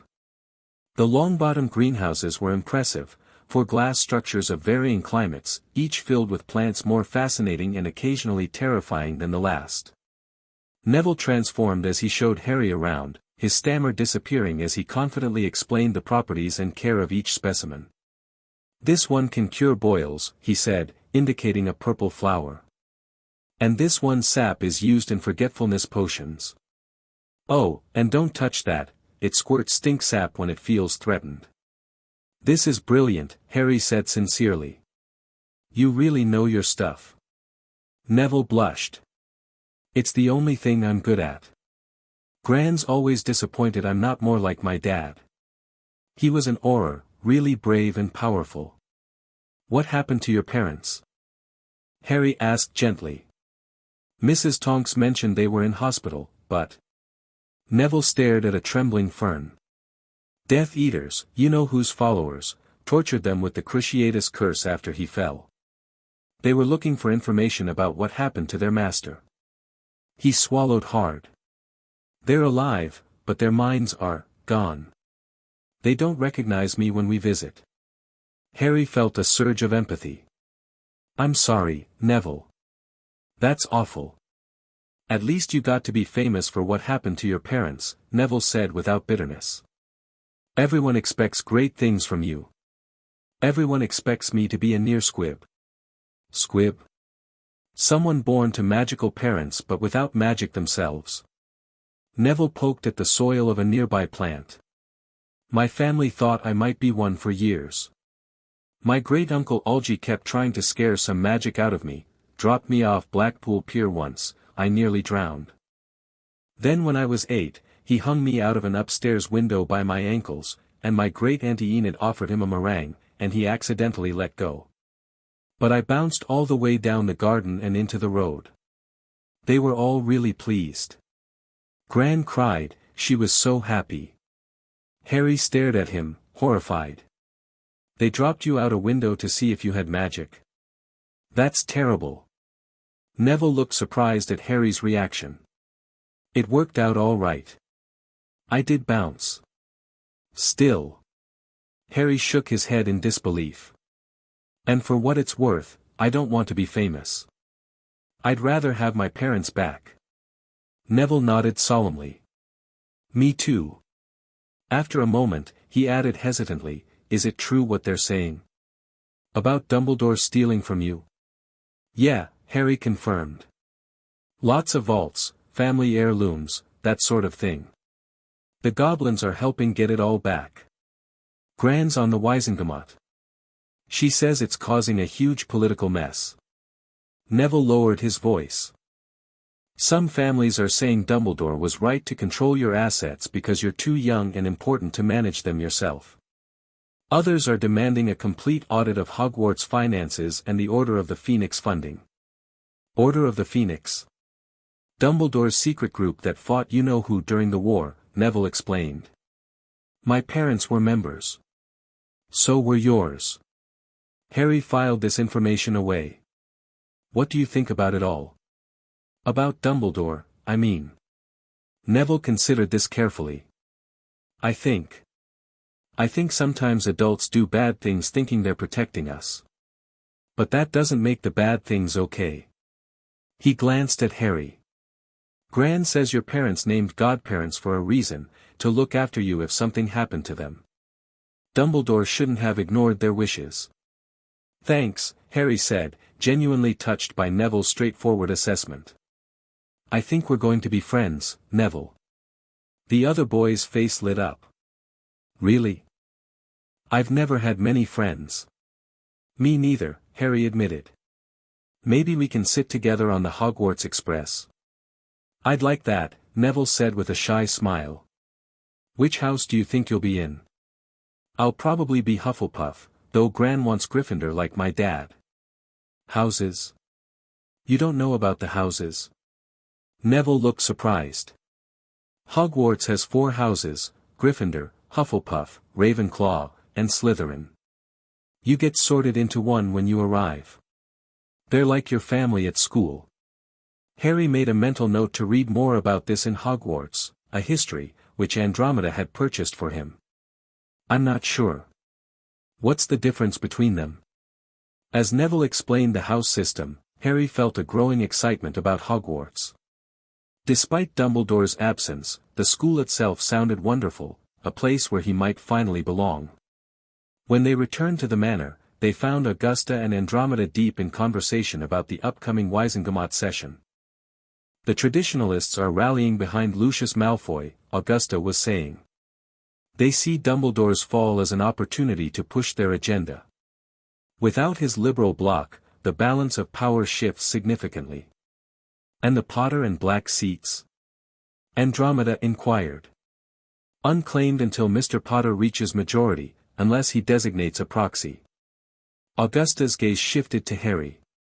Which, given the circumstances, might be advisable. The Wizengamot will be making crucial decisions in the coming months that will affect your future at Hogwarts. Harry looked to Andromeda uncertainly. It's your decision, Harry, she said. As Lord Potter, you have the right to assign a proxy to vote your family seats until you come of age. What would that mean, exactly? Harry asked. Augusta leaned forward.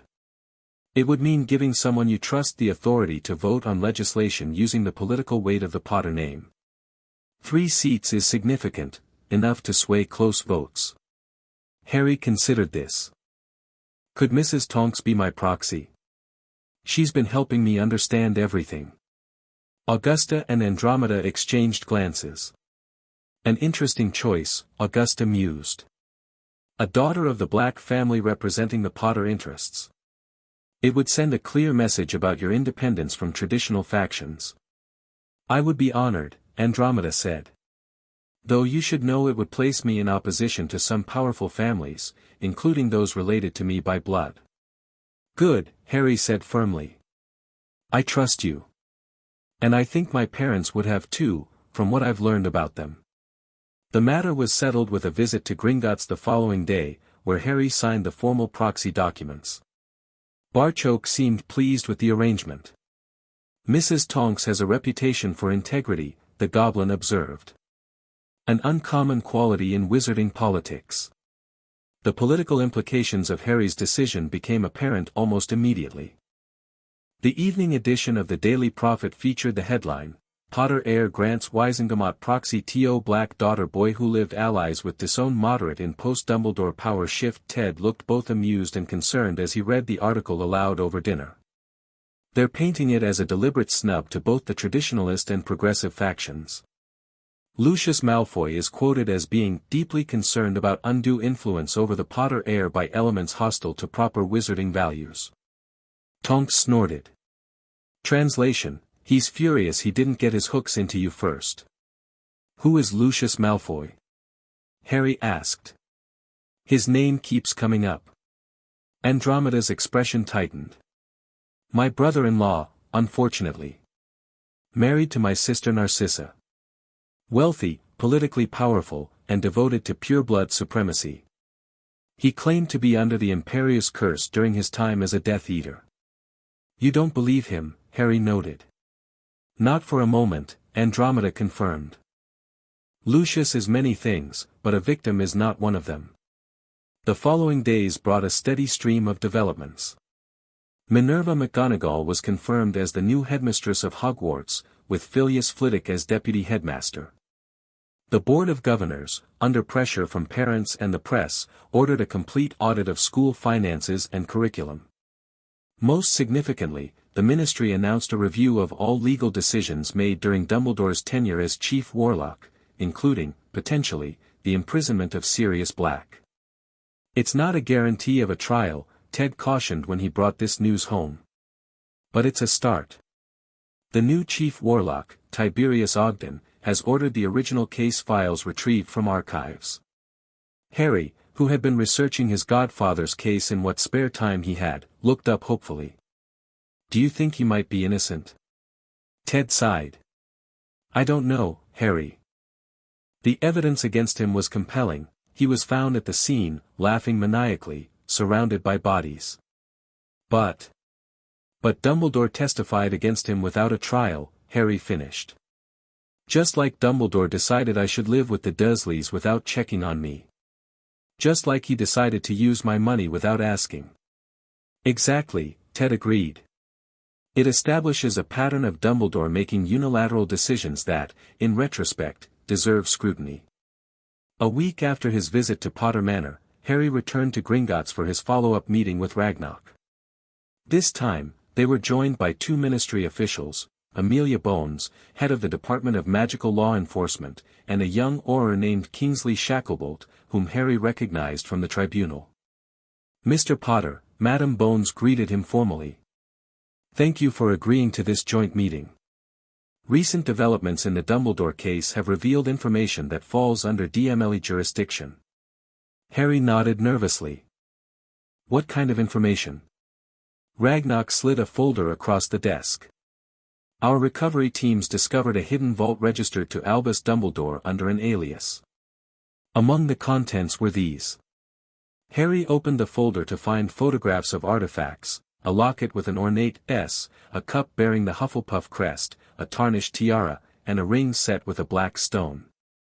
These items are not merely valuable antiquities, Ragnarok continued grimly. Our curse breakers detected powerful dark magic emanating from each.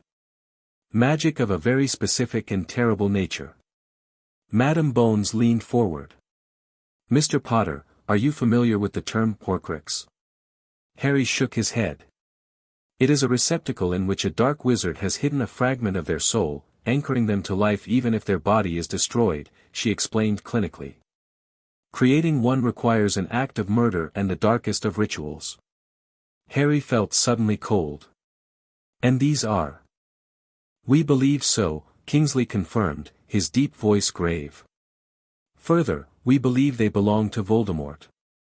The implications hit Harry like a physical blow. So he's not really dead. He could come back. Evidence suggests he has already attempted to do so at least once, Madam Bones stated. Director Ragnarok, would you explain what else was found in the vault? Ragnarok withdrew another document. Extensive notes in Dumbledore's hand detailing his suspicions about these objects, their locations, and their significance. Also, correspondence regarding an incident at Hogwarts last year involving a possessed teacher who attempted to steal the Philosopher's Stone, a magical artifact capable of granting immortality. Possessed by Voldemort? Harry whispered. That is our belief, Madam Bones confirmed. The teacher in question died under mysterious circumstances. Dumbledore reported it as a magical accident, but his private notes tell a different story. Harry struggled to process this information. So Dumbledore knew Voldemort wasn't really gone. He knew about these Horcruxes, and was trying to find them.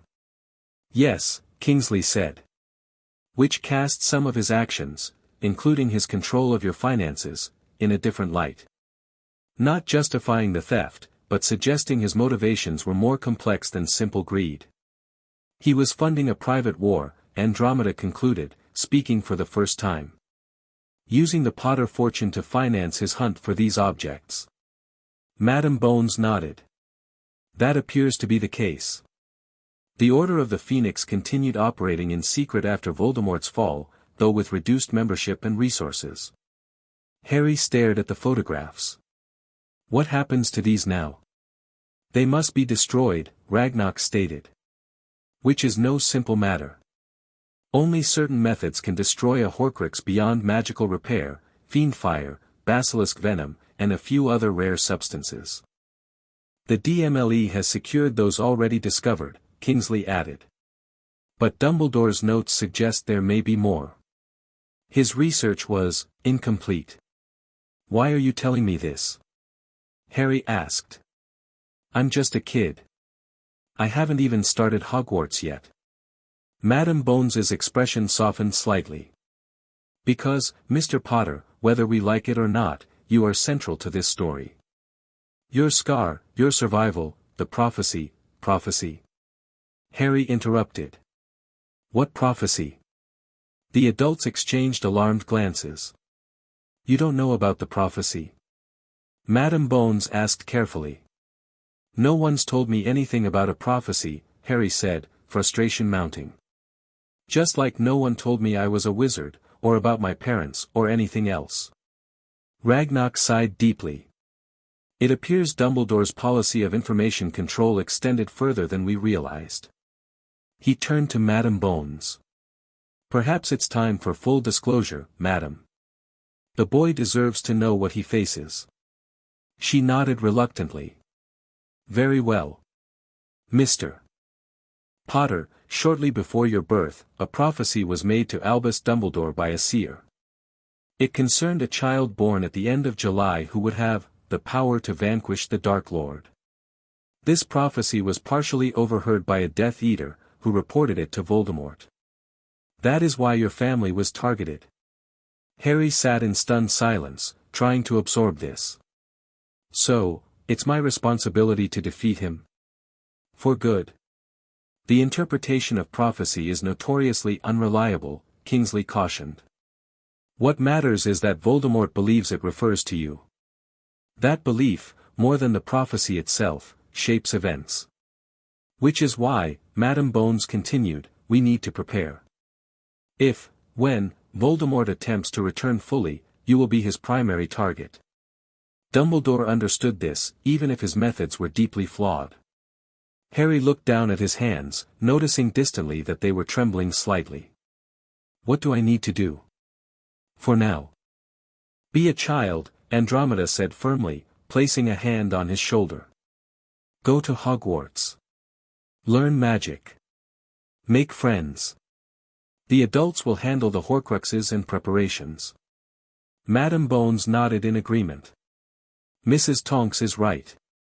You're 11 years old, Mr. Potter. Your job is to get an education. Our job is to ensure you have a future in which to use it. But I should know what's happening, Harry insisted. No more secrets. No more secrets, Ragnarok agreed. You will be kept informed of significant developments, through Mrs. Tonks as your proxy and through secure correspondence from the DMLE. But you will not be expected to shoulder this burden alone. The meeting concluded with arrangements for Harry to view the full prophecy at the Department of Mysteries before the school year began. As they left Gringotts, Harry felt both heavier with knowledge and, paradoxically, lighter for having it. Are you all right? Andromeda asked as they walked through Diagon Alley. I'm not sure, Harry admitted. I keep thinking about how different everything would be if Dumbledore had just been honest from the beginning. If he'd told me about the prophecy, explained about Voldemort not being truly gone, asked for help instead of stealing, maybe I would have understood. Andromeda squeezed his shoulder. Perhaps. But Dumbledore has spent decades keeping his own counsel, making decisions for others, for their own good. It's a hard habit to break, the belief that you alone know best. Harry nodded thoughtfully. I don't want to be like that. If I really am supposed to defeat Voldemort someday, I want to do it honestly, with people helping because they choose to, not because I manipulated them. A wise perspective, Andromeda said with approval. Now, how about some ice cream at Fortescue's? I think we could both use something sweet after that meeting. The remainder of August passed in a whirlwind of preparations for Hogwarts. Harry split his time between the Tonks home, where he was gradually becoming comfortable, and Potter Manor, where he explored his family history with Barchoke's guidance. In the Manor's library, he discovered journals kept by generations of Potters, including his father's school diary, which detailed the Marauders' adventures and pranks. In the portrait gallery, he spoke with paintings of his ancestors, though none more recent than his great-grandparents hung there. His grandparents and parents had never had their portraits commissioned. Most precious was a photo album Andromeda helped him assemble, collecting pictures from various sources, the Manor, former Order members, and even Hogwarts records. For the first time, Harry could see his parents as real people, James in his Quidditch uniform, Lily laughing by the lake, their wedding day, and finally, baby Harry in their arms. They loved you very much, Andromeda told him as they added the last photograph. Never doubt that. The political situation continued to evolve rapidly. Andromeda attended Wizengamot sessions as Harry's proxy, reporting back on the various factions maneuvering. Lucius Malfoy led the traditionalist bloc in pushing for greater ministry control over Hogwarts curriculum and stricter regulations on Muggle-born integration. The progressives, weakened without Dumbledore but rallying under Augusta Longbottom and Tiberius Ogden, fought to maintain educational independence and equality. They're using Dumbledore's crimes as justification to undo decades of his policies, Andromeda explained after a particularly contentious session. Some of which, frankly, deserve reconsideration, but not for the reasons Malfoy claims. Meanwhile, the Sirius Black case gained momentum. The original arrest records, when finally located, revealed glaring inconsistencies. No wand analysis had been performed to confirm which spells Black had cast. No witnesses had been formally interviewed. Most damningly, Dumbledore's testimony, which had been the linchpin of the case, contained factual errors about the Potters' location and protection arrangements. It's not enough for exoneration yet, Ted reported, but Madam Bones has authorized a formal investigation. If Black was denied a trial on Dumbledore's word alone, it raises serious questions about other cases from that period. A week before September 1st, an official ministry owl arrived bearing Harry's Hogwarts letter, delayed due to the administrative changes following Dumbledore's removal, but containing the same supply list and welcome message, now signed by Headmistress McGonagall rather than Dumbledore. Enclosed was a personal note: Mr. Potter, in light of recent events, I wish to assure you that Hogwarts remains committed to providing you with the education your parents would have wanted. While changes are underway within the castle, the school's primary mission, to nurture young magical minds, remains unchanged. I have taken the liberty of assigning Professor Flitwick as your faculty advisor. As someone who knew your parents well, he was your mother's favorite professor, he is well positioned to offer guidance as you navigate your first year. Should you have any concerns before term begins, please do not hesitate to contact me directly. Yours sincerely, Minerva McGonagall, Headmistress. That's thoughtful of her, Andromeda remarked, reading over his shoulder. Phileas Flitwick is an excellent choice, half-goblin, brilliant charms master, and genuinely kind. He'll look out for you. The day before Harry was to leave for Hogwarts, he made one final visit to Potter Manor. While Andromeda waited in the library, he walked alone to the family cemetery, carrying a small bouquet of lilies conjured by pity. Though his parents weren't buried there, he felt a need to connect with his ancestors before beginning this new chapter. Among the marble headstones and statues, he found his grandparents' grave, Fleamont and Euphemia Potter, who had died just before his father's final year at Hogwarts. "Hello," he said awkwardly, placing the flowers between their stones. "I'm Harry. Your grandson. I'm going to Hogwarts tomorrow. Dad's old school. Your old school too, probably." The summer breeze rustled the nearby willow tree, its tendrils swaying gently over the graves. I just wanted you to know that I found my way home. It took a while, but I'm here now. And I'm going to make you proud. All of you. He stood in silence for several minutes, feeling a strange peace settle over him. Then, with a respectful nod to his ancestors, he turned and walked back toward the manor house, where Pity waited with a special trunk he'd requested. It's all packed, Master Harry, the elf reported proudly. Family books suitable for a first year, the photo album, and the special items you selected from the vault. Thank you, Pity, Harry said, genuinely grateful for the elf's dedication. I'll be back for Christmas. We will have the manor decorated as in the old days. Pity promised, ears quivering with excitement. Master James always loved the enchanted snow in the ballroom.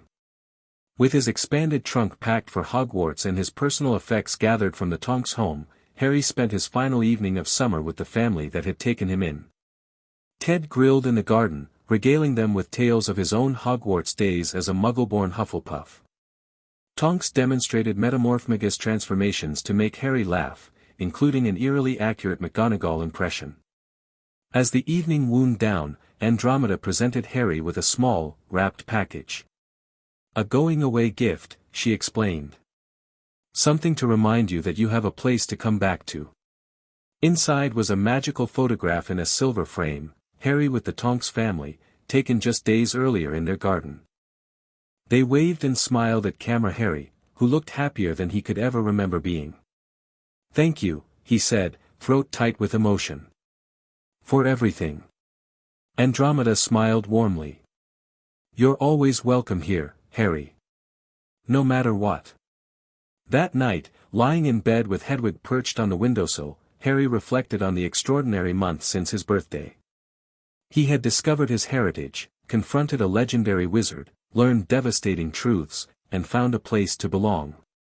Tomorrow would bring new challenges, Hogwarts, classmates, teachers, and the shadow of both his famous past and the prophecy hanging over his future. But for perhaps the first time in his life, Harry Potter didn't feel alone. Whatever awaited him at Hogwarts, he would face it with knowledge of who he was and where he came from.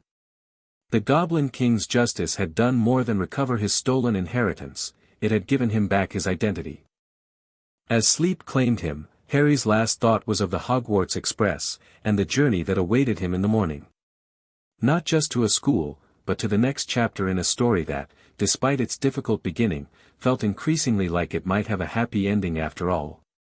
Chapter 3, Reclaiming Destiny. King's Cross Station bustled with the usual Monday morning crowd, business people hurrying to work, tourists consulting maps, and families saying goodbyes.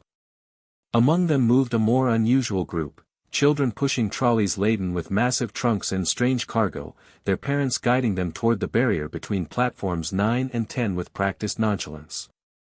Harry observed this parade with fascination from his position near the entrance, where Andromeda had apparat them moments earlier. Ted followed shortly after with Harry's trunk, having used magical expansion charms to fit all his belongings into a single, deceptively normal-looking case. Remember what I told you, Andromeda instructed, straightening Harry's collar. Walk directly at the barrier between platforms 9 and 10. Don't hesitate or you'll crash. Straight through a solid wall, Harry muttered. Perfectly normal. Ted chuckled. Nothing about the wizarding world is normal, my boy. That's what makes it wonderful. They approached the barrier, falling in behind a family with a girl about Harry's age. Her bushy brown hair bounced as she excitedly explained something to her bewildered-looking parents.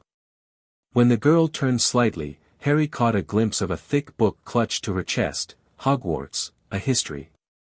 First years, Andromeda observed with a smile. You can always tell by the mixture of terror and excitement. The bushy-haired girl and her parents disappeared through the barrier.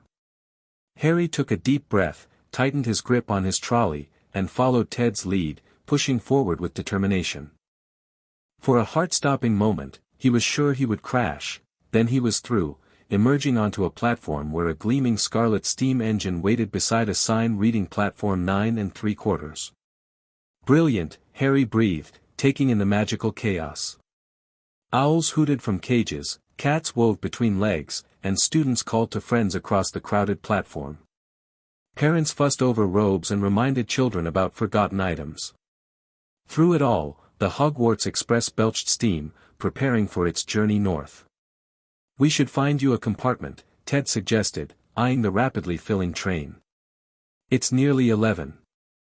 As they made their way along the platform, Harry became aware of the stares and whispers following him. The events at Gringotts had made him even more famous, it seemed. Younger children pointed, teenagers huddled in speculative groups, and parents watched with expressions ranging from curiosity to open hostility. Potter Boy, Goblin Alliance, Dumbledore in exile, changing everything. A flash caught Harry's eye, a photographer taking pictures from behind a pillar. Ted stepped smoothly between them, his expression hardening as he approached the man.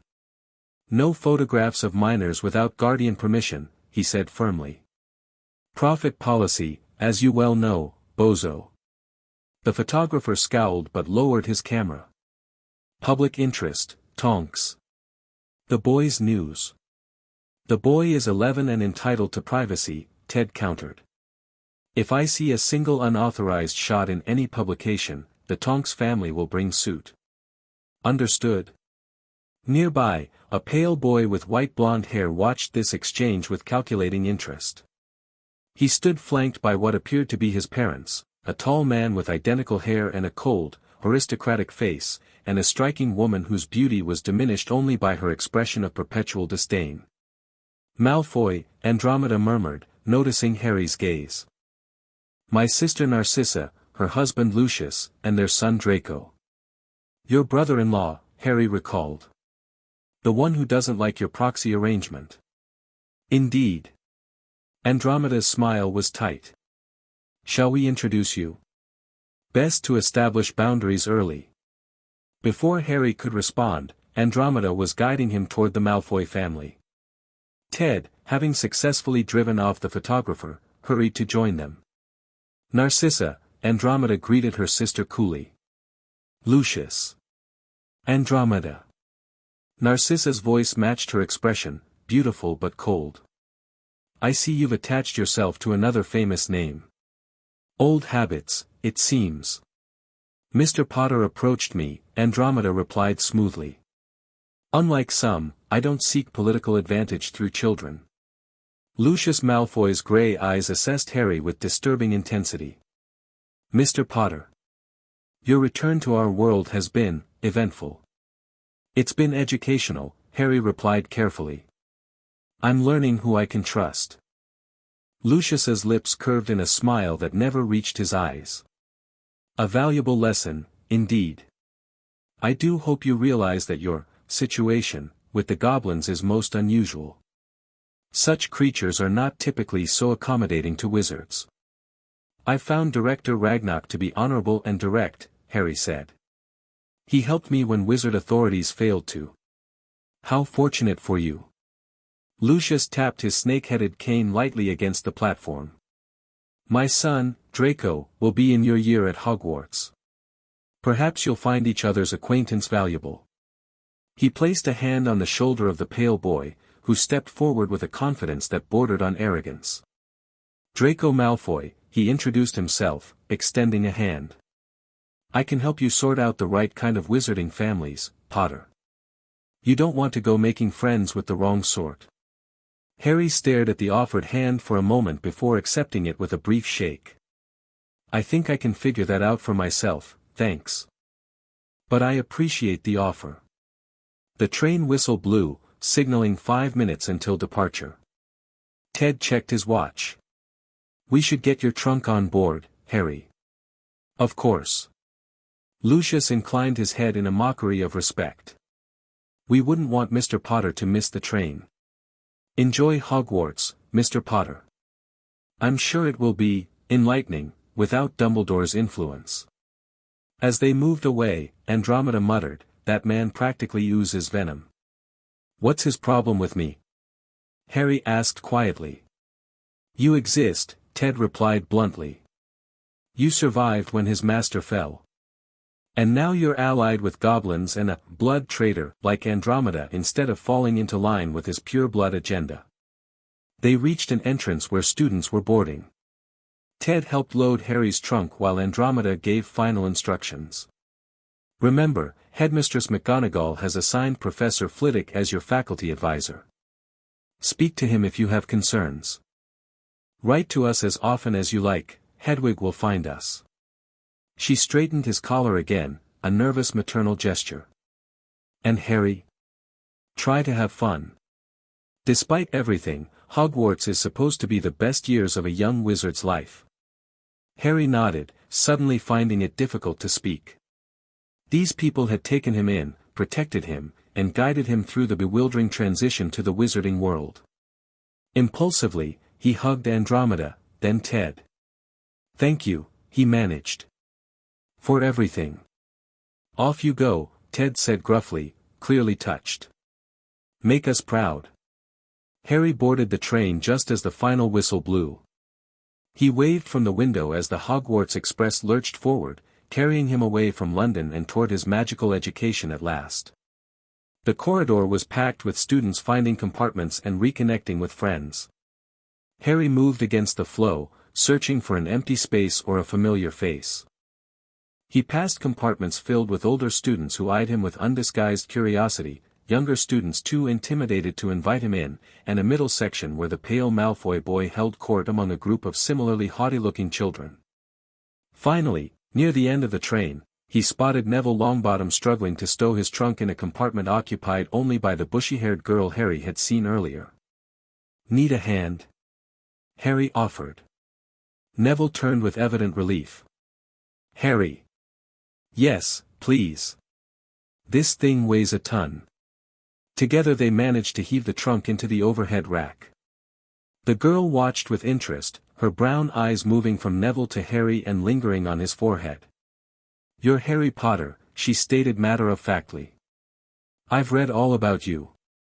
You're in modern magical history, the rise and fall of the dark arts, and great wizarding events of the 20th century. And now, of course, you're in all the papers because of the Dumbledore scandal. She paused for breath. I'm Hermione Granger, by the way. Harry blinked at this rapid-fire introduction. Nice to meet you. Mind if I join you? Please do. She moved her stack of books to make room. I was just telling Neville about the revisions to our course schedule.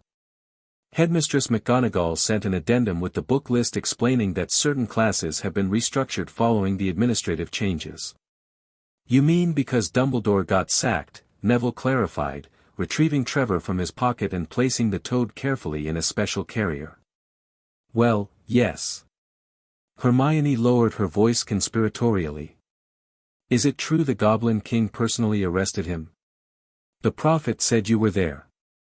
Harry hesitated, uncomfortable with the directness of her question but appreciating her straightforward approach. I was there. Director Ragnarok led the arrest party after they discovered what Dumbledore had been doing with my inheritance. Fascinating. Hermione's eyes gleamed with interest.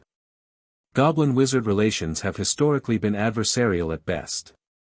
For them to intervene so directly in wizarding affairs, especially against someone of Dumbledore's stature, it's unprecedented in modern times. You've done a lot of reading, Harry observed. Everything I could find, she confirmed. My parents are dentists, muggles, so I knew nothing about magic until I got my letter. I wanted to learn everything possible before arriving. The compartment door slid open again to reveal a lanky, red-headed boy with a smudge on his nose. Mind if I join? Everywhere else is full. Not at all, Harry replied, grateful for the interruption. Ron Weasley, the boy introduced himself, hauling his battered trunk inside with Neville's help. He settled opposite Harry, eyes widening as he noticed the scar. Blimey, are you? Harry Potter, yes, Harry confirmed resignedly. And this is Hermione Granger and Neville Longbottom. Wicked. Ron stared for a moment longer before seeming to catch himself. Sorry. My brothers told me you might be on the train, but Mum said not to pester you. Good advice, Harry said with a smile to soften his words. I'm still getting used to the whole famous thing. Ron nodded, looking embarrassed. Right, course. Must be strange. And then all that business with Dumbledore and the goblins. Maybe we could talk about something else. Harry suggested. Like Hogwarts. Or Quidditch. Neville mentioned it when I visited his home, but I don't know much about it. Ron's face lit up. You don't know about Quidditch? Oh mate, it's only the best sport in the world. What followed was an enthusiastic explanation of Quidditch rules, famous teams. Ron supported the Chudley Cannons, apparently a perpetual underdog, and legendary plays. Neville occasionally contributed details Ron overlooked, while Hermione buried herself in Hogwarts, a history, though Harry noticed her listening intently despite her pretense of reading. As the countryside rolled by outside their window, Harry found himself relaxing.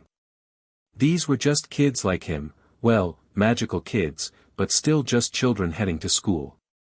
For a precious hour, he wasn't the boy who lived or the heir who exposed Dumbledore, he was just Harry, making friends on the train. The bubble of normalcy burst when their compartment door slid open again to reveal Draco Malfoy flanked by two large, thuggish boys. There you are, Potter, Malfoy drawled. I've been looking for you. I see you found Longbottom. His eyes swept dismissively over Ron and Hermione. And a Weasley, judging by the red hair and hand-me-down robes. My father told me all the Weasleys have red hair, freckles, and more children than they can afford. Ron's ears turned pink, but before he could retort, Malfoy continued. You'll soon find that some wizarding families are much better than others, Potter. You don't want to go making friends with the wrong sort. I can help you there. He extended his hand, just as he had on the platform. Harry didn't take it. I think I can tell who the wrong sort are for myself, thanks. Malfoy's pale cheeks tinged pink. I'd be careful if I were you, Potter. Unless you're politer, you'll go the same way as your parents. They didn't know what was good for them either. You hang around with riffraff like the Weasleys and Longbottom, and it'll rub off on you. Harry stood up, anger flaring. Say that again. Oh, you're going to fight us, are you? Malfoy sneered, looking at his hulking companions. Unless you leave now, Harry said, surprised by his own boldness. Harry, Hermione cautioned, also standing. Fighting isn't allowed on the train. Malfoy laughed. Listen to your little muggle-born girlfriend, Potter. We're not leaving. We've eaten all our food and you still seem to have some. One of Malfoy's friends reached for the chocolate frogs beside Neville, but before he could grab them, Trevor the Toad leaped from his carrier directly onto the boy's face. He yelled in surprise, stumbling backward into Malfoy, who collided with the other large boy. All three tumbled into the corridor in an ungainly heap. At that moment, an older student with a shiny prefect badge appeared. What's going on here? They tried to take our food, Ron explained, barely containing his laughter. And Neville's Toad objected, Harry added. The prefect surveyed the scene with obvious disapproval. Return to your compartment, he told Malfoy's group. And you lot, keep your pets contained. After the prefect and Malfoy's group departed, Ron burst into laughter. That was brilliant. Did you see his face when Trevor jumped? Even Neville grinned as he retrieved his pet. Good timing, Trevor. You should all change into your robes, Hermione advised, checking her watch. We'll be arriving soon. The remainder of the journey passed without further incident. As the train slowed, approaching Hogsmeade Station, excitement and nerves bubbled up in Harry's chest. This was it, Hogwarts awaited. They disembarked into the evening chill, leaving their luggage as instructed. A booming voice called over the crowd, Furs Years. Furs Years over here. A giant of a man with a wild beard and kind eyes towered above the students, lantern in hand. Come on, follow me, any more Furs Years? Mind your step, now. That's Hagrid, Ron whispered. Gamekeeper. Fred and George say he's brilliant but mental. Hagrid led them down a steep, narrow path that opened suddenly onto the shore of a vast lake. There, across the dark water, perched atop a mountain, was Hogwarts Castle, a sprawling, magnificent structure with countless towers and turrets, windows blazing with golden light against the night sky. "No more and 4 to a boat," Hagrid called, indicating a fleet of small vessels waiting at the shore. Harry, Ron, Hermione, and Neville claimed one boat. At Hagrid's command, the fleet moved forward in unison, gliding across the glass-smooth lake toward the castle. No one spoke as they rounded a bend and passed through a curtain of ivy into an underground harbor. They clambered onto a pebbled shore and followed Hagrid up a passageway to a huge oak door, where he knocked 3 times. The door swung open to reveal Professor McGonagall, looking exactly as she had in Dumbledore's office, tall, stern, and dressed in emerald robes. "The first years, Headmistress," Hagrid announced. "Thank you, Hagrid. I will take them from here." McGonagall's gaze swept over the group, lingering momentarily on Harry before she addressed them all. "Welcome to Hogwarts. The start of term banquet will begin shortly, but before you take your seats, you will be sorted into your houses." She explained the house system: Gryffindor, Hufflepuff, Ravenclaw, and Slytherin, and the point system before leading them into a small chamber off the entrance hall. As they waited, Hermione whispered furiously about spells she'd prepared for the sorting, while Neville looked increasingly ill. "Fred said it hurts a lot," Ron muttered anxiously. "But I think he was joking." "It's just a hat," Harry assured him, drawing on his reading of Hogwarts, a history. "The sorting hat reads your qualities and places you accordingly." Ron looked relieved, though several nearby students who had been imagining wrestling trolls shot Harry grateful glances. McGonagall returned and led them into the Great Hall, a magnificent space with 4 long tables filled with students, floating candles illuminating everything in warm light, and an enchanted ceiling that perfectly mirrored the starry night sky outside. At the front of the hall stood the staff table, where the professors watched the first year's procession. Harry noted the empty center seat where Dumbledore would have sat. Instead, McGonagall's place remained vacant, while a tiny wizard, presumably Professor Flitwick, occupied the seat to its right. McGonagall placed a 4-legged stool before them, atop which sat an extremely old, patched wizard's hat. To Harry's surprise, a tear near the brim opened wide like a mouth, and the hat began to sing, "Oh, you may not think I'm pretty, but don't judge on what you see, I'll eat myself if you can find a smarter hat than me." The hat sang of the 4 houses and their qualities, concluding with its role in sorting each student to where they belong. When it finished, the hall burst into applause. "When I call your name, you will put on the hat and sit on the stool to be sorted," McGonagall announced, unrolling a long parchment. "Abbott, Hannah." A pink-faced girl with blonde pigtails stumbled forward, put on the hat, and after a moment's pause, was declared a Hufflepuff. The table on the right cheered as Hannah joined them. The sorting continued alphabetically.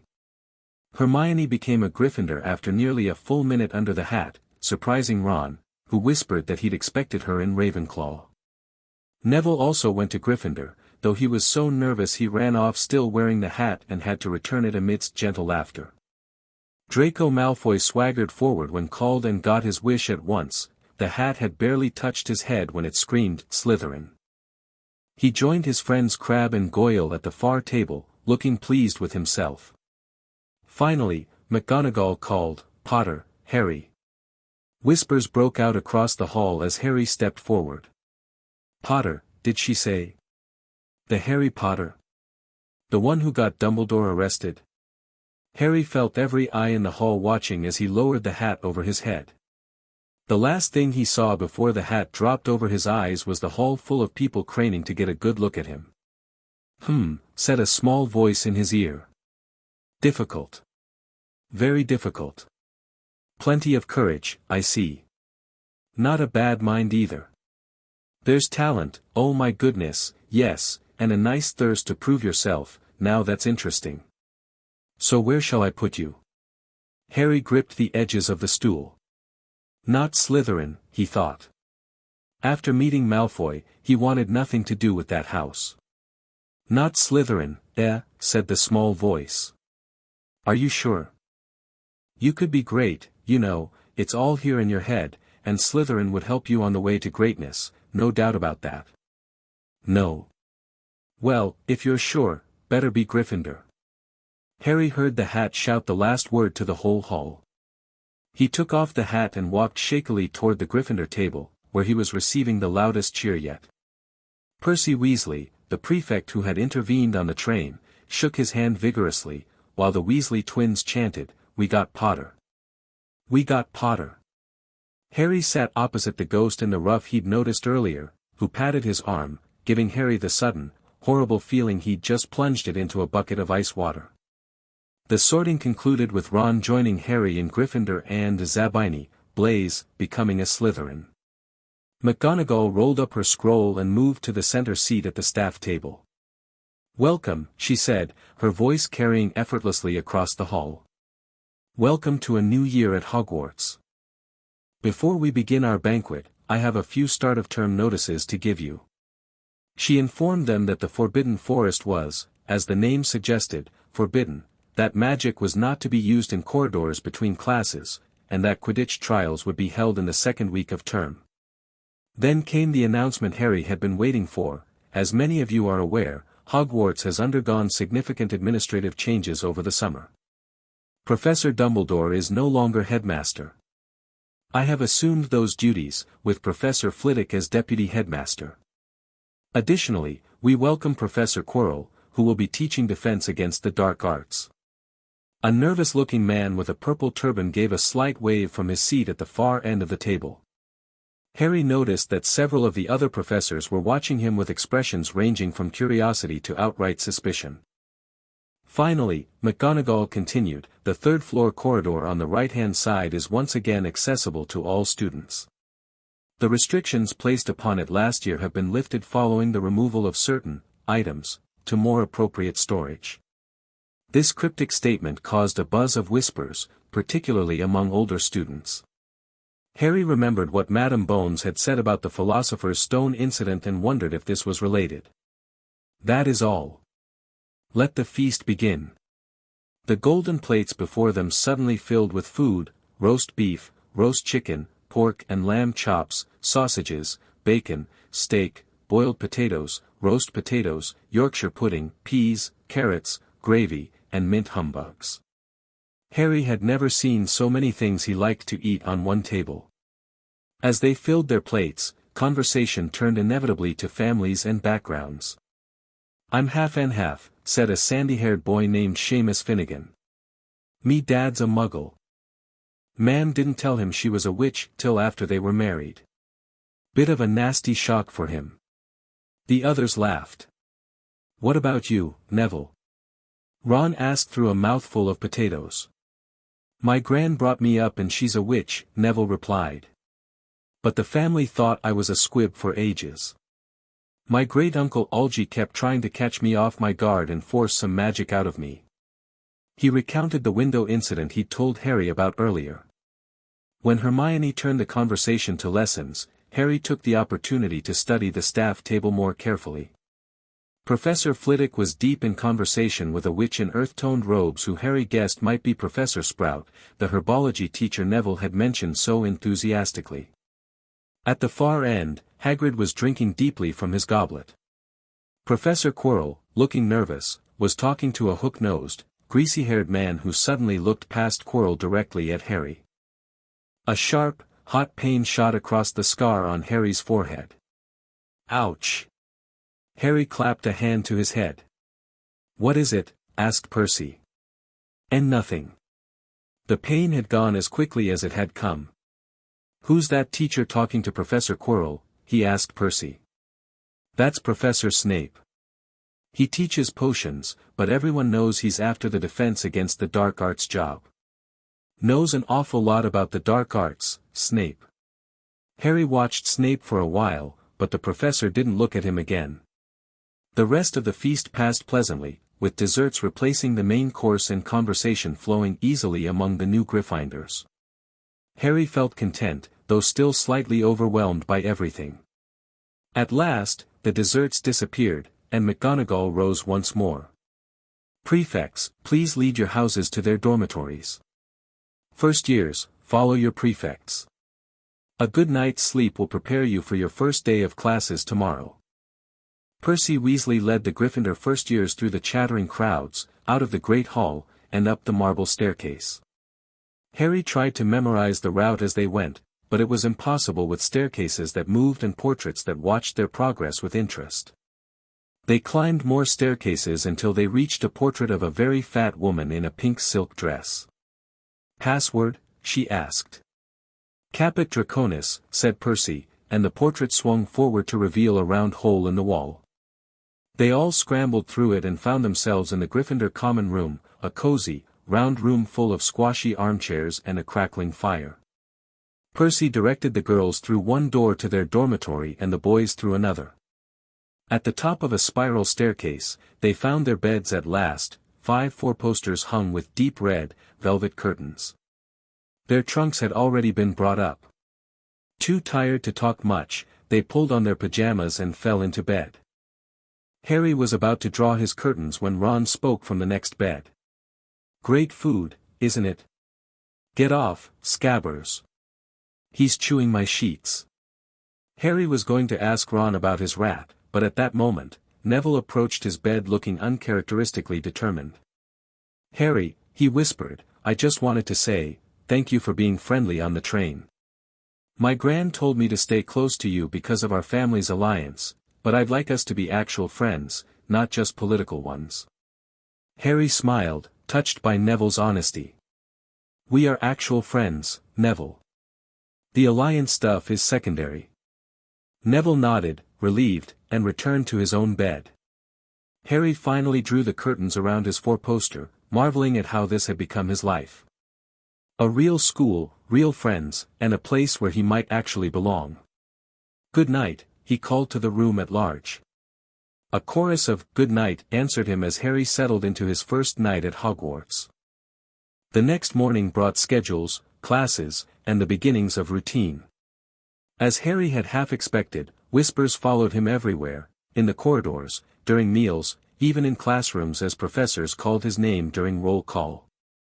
"There, look." "Where?" "Next to the tall kid with the red hair. Did you see his face? Did you see his scar? Do you think he really got Dumbledore arrested? My dad says the goblins control him now. I heard he's got special training from the ministry." Harry did his best to ignore the gossip and focus on his studies. Classes proved both fascinating and challenging. In Transfiguration, Professor McGonagall demonstrated her mastery by turning her desk into a pig and back again, though they started with simpler tasks like turning matches into needles. In Herbology, Professor Sprout set them to work with strange plants and fungi, where Neville quickly emerged as the class star. Defense against the dark arts, which many had looked forward to, proved disappointing. Professor Quirrell's classroom smelled strongly of garlic, which he claimed was to ward off a vampire he'd met in Romania. His turban, he told them, had been given to him by an African prince as a thank you for getting rid of a troublesome zombie, but when Seamus eagerly asked for details, Quirrell went pink and began talking about the weather. Even more strangely, Harry noticed that his scar prickled almost every time he was in Quirrell's classroom, especially if the professor turned his back. Harry remembered Madame Bones mentioning a possessed teacher, and wondered if there might be more to Quirrell than met the eye, but he had no evidence beyond his strange reaction to the man. On Friday morning, Harry received his first owl post at breakfast, a letter delivered by Hedwig, who arrived with the hundreds of other delivery owls. She dropped an official-looking envelope beside his plate before stealing a piece of bacon and settling on his shoulder. "Who's writing to you?" Ron asked through a mouthful of porridge. Harry examined the Gringotts seal on the envelope. "It's from the bank." He opened it carefully to find a concise message from Barchoke. "Mr. Potter, I write to inform you that recovery operations continue successfully. As of yesterday, 87% of your financial assets have been reclaimed, along with 63% of physical properties and heirlooms. Most notably, we have recovered the Potter family grimoire, previously held in Albus Dumbledore's private collection at his brother's establishment in Hogsmeade. The Ministry's investigation into Sirius Black's case proceeds. Madam Bones has requested access to certain Potter family records that may establish the true identity of your parents' secret keeper. With your permission, we will provide these documents. Finally, Director Ragnarok wishes me to convey that a delegation of Goblin representatives will visit Hogwarts next week to meet with Headmistress McGonagall regarding the historical Goblin-crafted artifacts displayed in the castle. As our client friend, you are invited to attend this meeting if your schedule permits. I remain your devoted servant, Barchoke Potter. Account Manager Harry folded the letter thoughtfully. Looks like the Goblins are coming to Hogwarts next week. Something about artifacts in the castle. Hermione, who had been listening while pretending to read her potions text, looked up with interest. Goblin-made artifacts? That's significant, Harry. Goblin artisans consider their creations eternally owned by goblins, merely rented by wizards during their lifetime. It's been a major point of contention in goblin-wizard relations for centuries. How do you know these things? Ron asked, amazed. I read, Hermione replied primly. There's an entire chapter on goblin property concepts in A History of Magic. Well, they've invited me to the meeting, Harry said. I suppose I should go, given our alliance. Speaking of which, Hermione added in a lower voice, have you noticed how differently the professors treat you compared to Dumbledore's descriptions in the history books? Harry had indeed noticed. Far from the special treatment he might have expected as the boy who lived, most professors maintained a careful professional distance. Professor Flitwick, as his faculty advisor, had invited Harry to a brief welcome meeting where he'd outlined resources available to all students and asked if Harry had any questions, but had otherwise treated him like any other first year during charms lessons. Even McGonagall, who had been warmer during their first meeting, maintained her reputation for strict fairness in Transfiguration class.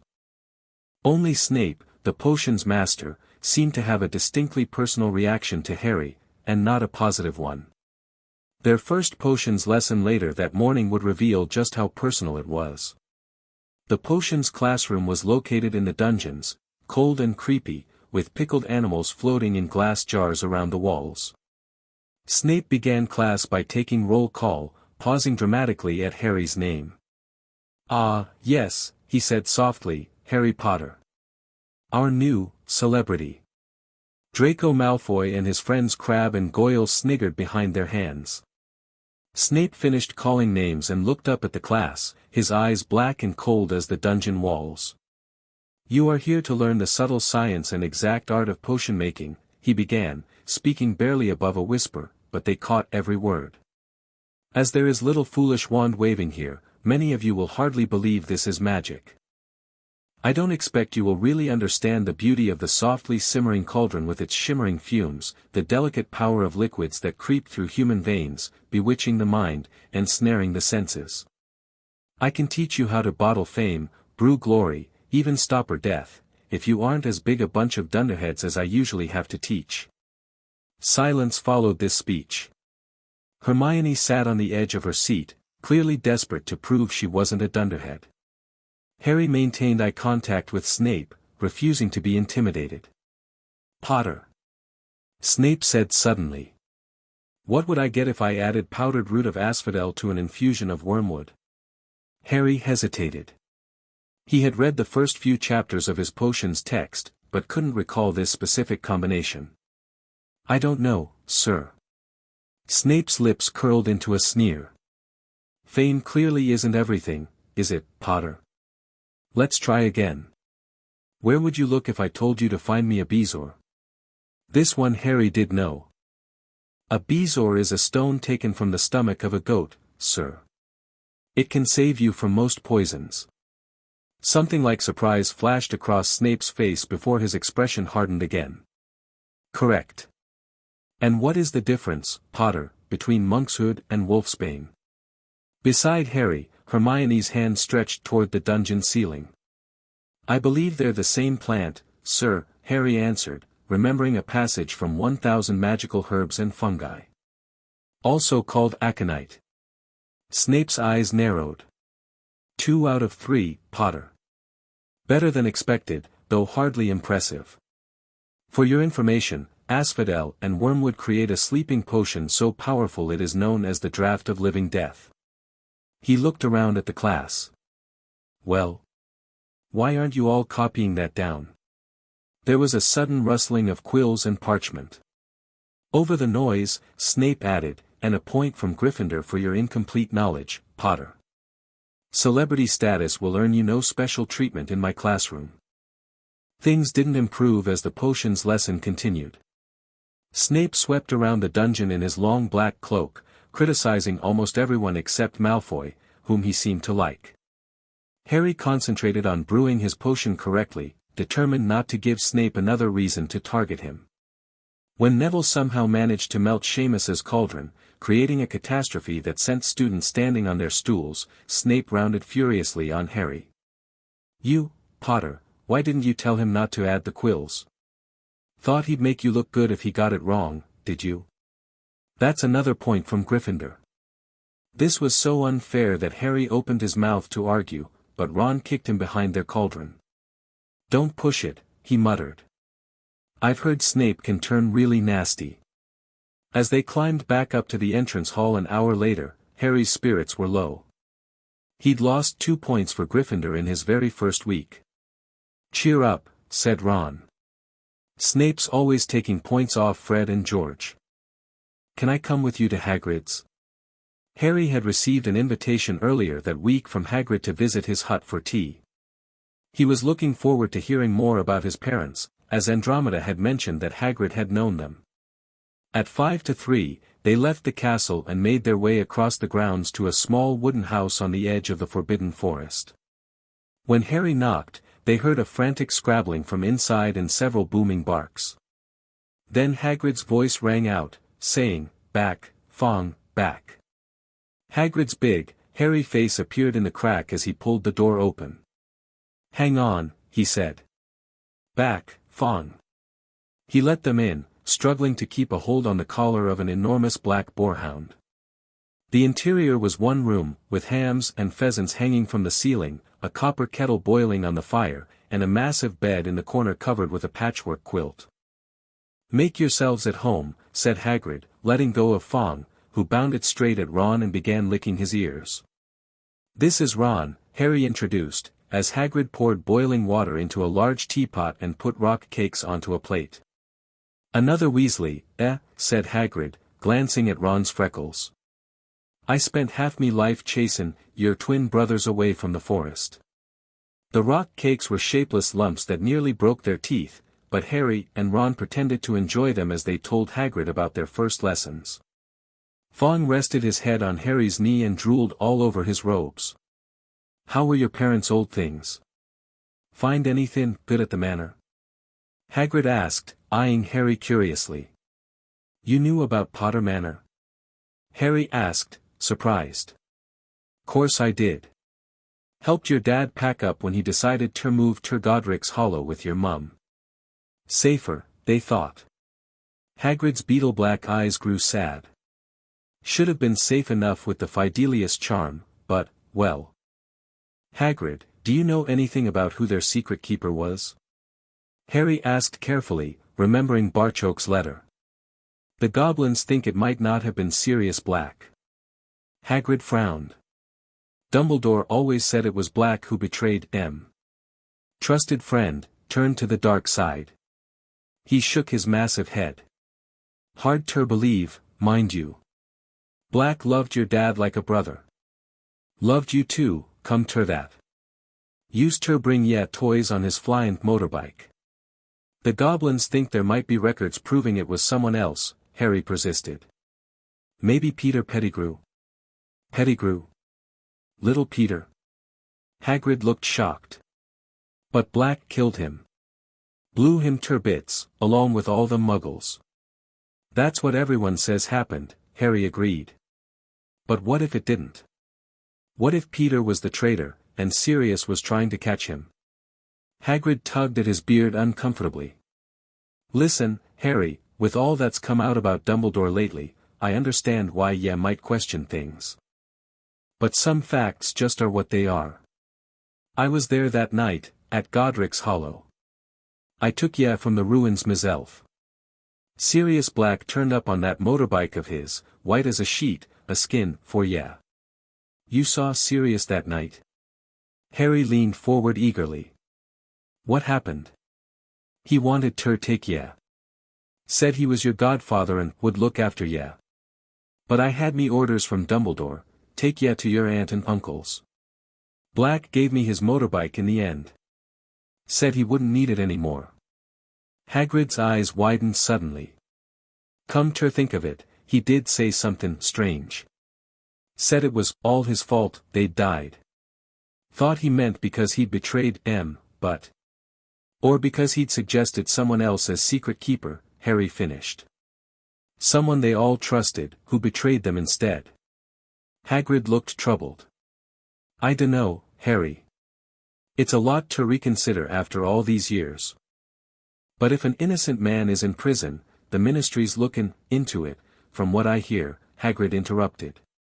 Best leave it to them. Speakin' of the ministry, what's this about goblin delegates comin' to the school? Harry allowed the subject change, explaining about the letter from Barchoke.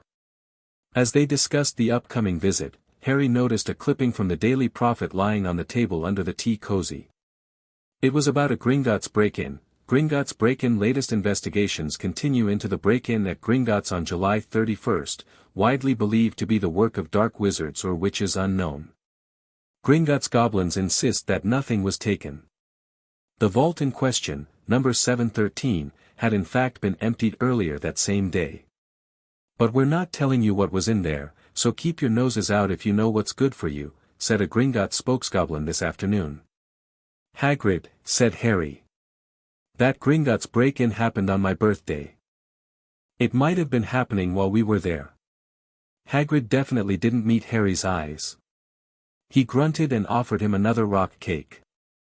But the article says the vault had been emptied earlier that day, Harry persisted. Did you empty a vault while we were at Gringotts? Listen, Harry, Hagrid said uncomfortably, there's some things I can't talk about. Hogwarts business. McGonagall'd have me head. Harry nodded slowly. Is it related to whatever was removed from the third-floor corridor? The thing Headmistress McGonagall mentioned at the feast? Hagrid looked alarmed. How'd you?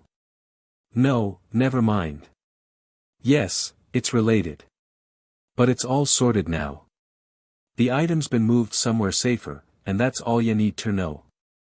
Harry connected this with what Madame Bones had told him about the Philosopher's Stone and the possessed teacher. Was Quirrell involved somehow?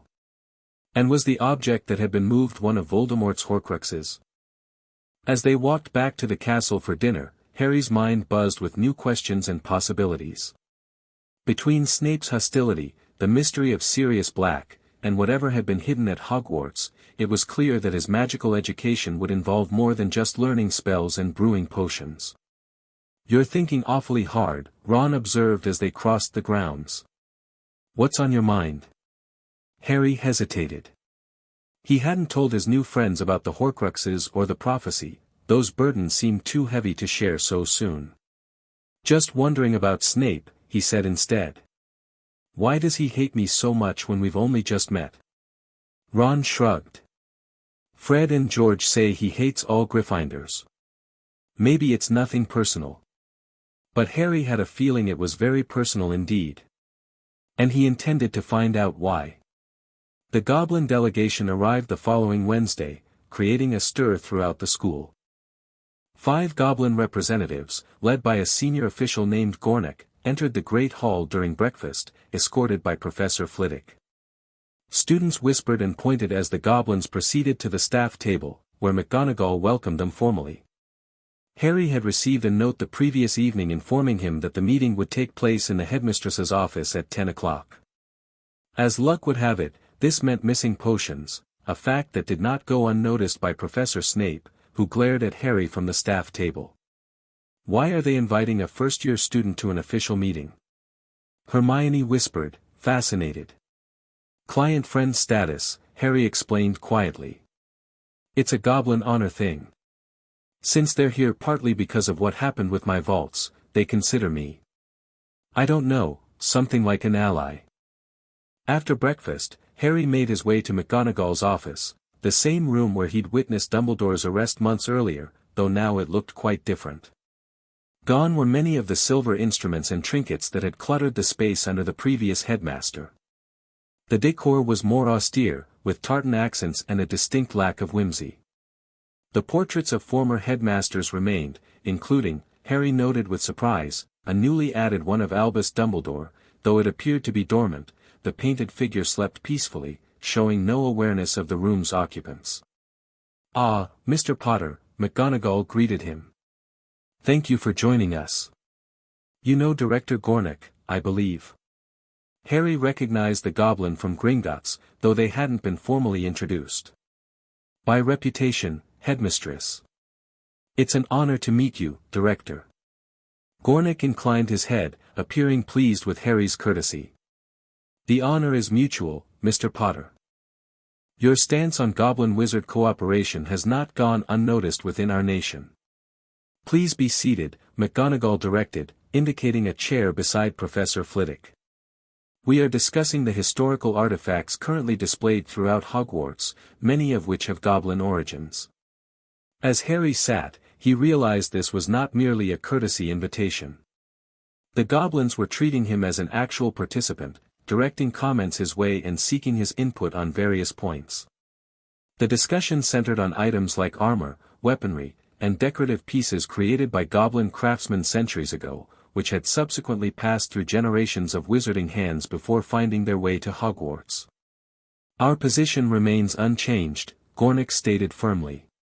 "Goblin-made items are rented, not sold. Upon the death of the purchaser, they should rightfully return to goblin possession." While respecting goblin craftsmanship, McGonagall countered, many of these items were gifted to the school by their last owners through legal wills and testaments recognized by wizard law. "Wizard law," one of the other goblins muttered disparagingly. Professor Flitwick, whose partial goblin heritage made him uniquely positioned to understand both sides, offered a compromise. "Perhaps we might consider a dual custody arrangement for items of particular significance. Acknowledged goblin ownership with permanent loan status to Hogwarts, including proper attribution to the original craftsman." The suggestion sparked vigorous debate. Harry listened attentively, impressed by the diplomatic skills displayed by both sides. When Gornick directly asked for his opinion, Harry considered carefully before responding. "I think Professor Flitwick's suggestion makes sense. If the items remain at Hogwarts with proper recognition of their goblin origins, students would learn to appreciate goblin craftsmanship from an early age. That seems better for future goblin-wizard relations than removing the items completely." McGonagall's eyebrows rose slightly, while the goblins exchanged meaningful glances. "Wisdom beyond your years, Mr. Potter," Gornick commented. "Your suggestion has merit. Perhaps a cultural exchange could be arranged as well, temporary exhibitions of goblin art and craftsmanship that aren't typically seen by wizards." By the meeting's end, a framework for agreement had been established. Certain items would be returned to the goblins immediately, others would remain at Hogwarts under the dual custody arrangement, and plans for a goblin cultural exhibition would be developed for the following term. "This represents a significant step forward in goblin-wizard relations," McGonagall observed as the meeting concluded. "Thank you all for your constructive approach." As they prepared to leave, Gornick drew Harry aside. "Director Ragnarok sends his regards, Mr. Potter. He wished me to inform you personally that we have located what appears to be your parents' will in a sealed ministry archive. We expect to have it released within the week." Harry's heart jumped. "Their will? But, why wasn't it executed after they died?" "It appears," Gornick replied delicately, "that certain parties arranged for it to be sealed by the Wisengamot. The official reason cited was national security concerns during the aftermath of the war." "Dumbledore," Harry guessed. Gornick nodded grimly. "The same wizard who presented fraudulent guardianship papers to Gringotts. We believe the will may contain instructions regarding your placement that contradicted his plans." Harry felt a cold anger settle in his chest. When you get it, I want to read it. All of it. Of course. It is your right. Gornick hesitated, then added, there is one more matter. The accounts team has discovered a pattern of small withdrawals from your trust vault dating back to your first year. These were not made by Dumbledore, but by another party claiming to act on your behalf. Who? A wizard named Rubeus Hagrid. Gornick watched Harry's reaction carefully. Do you authorize these withdrawals? Harry blinked in surprise. Hagrid? What were the withdrawals for? According to our records, primarily for the purchase of owl treats, care supplies, and on 3 occasions, birthday cakes. Relief flooded through Harry. He was buying me birthday presents. All these years? It would appear so, Gornick confirmed. Though without proper authorization, I authorize it, Harry said firmly. Retroactively and going forward. Hagrid can access my trust vault for reasonable expenses related to gifts for me or Hedwig's care. Gornick nodded, making a note in a small ledger. As you wish, Mr. Potter. Your loyalty to friends is commendable. After the Goblin delegation departed, Harry found himself alone with McGonagall and Flitwick in the headmistress's office. You handled yourself remarkably well, Mr. Potter, McGonagall observed. Few adults could have navigated that diplomatic minefield so deftly. Indeed, Flitwick agreed, his squeaky voice warm with approval. Your contribution was most helpful. 10 points to Gryffindor for promoting interspecies cooperation. Harry smiled, pleased by the recognition. Thank you, professors. May I ask a question? Of course, McGonagall replied, gesturing for him to continue. Why is Professor Snape so hostile toward me? I know he doesn't like Gryffindors in general, but it feels more personal than that. McGonagall and Flitwick exchanged glances. Professor Snape, McGonagall began carefully, had a complicated relationship with your parents, particularly your father. They were enemies. Harry guessed. Rivals would be more accurate, Flitwick offered diplomatically. Your father and Professor Snape had differences of opinion throughout their school years.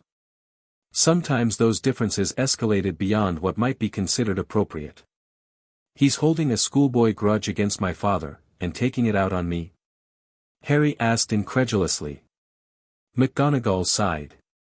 It is not my place to discuss another professor's personal history, Mr. Potter. Suffice it to say that Professor Snape is a highly skilled potions master whose expertise is valuable to this school. If you feel his treatment crosses the line from strict to unfair, you may of course bring specific incidents to our attention. Harry nodded, understanding the message. Unless Snape did something clearly out of bounds, the faculty would not intervene in what they saw as a personality conflict.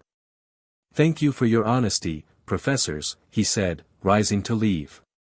I should get to my next class. One moment, Mr. Potter, McGonagall called as he reached the door.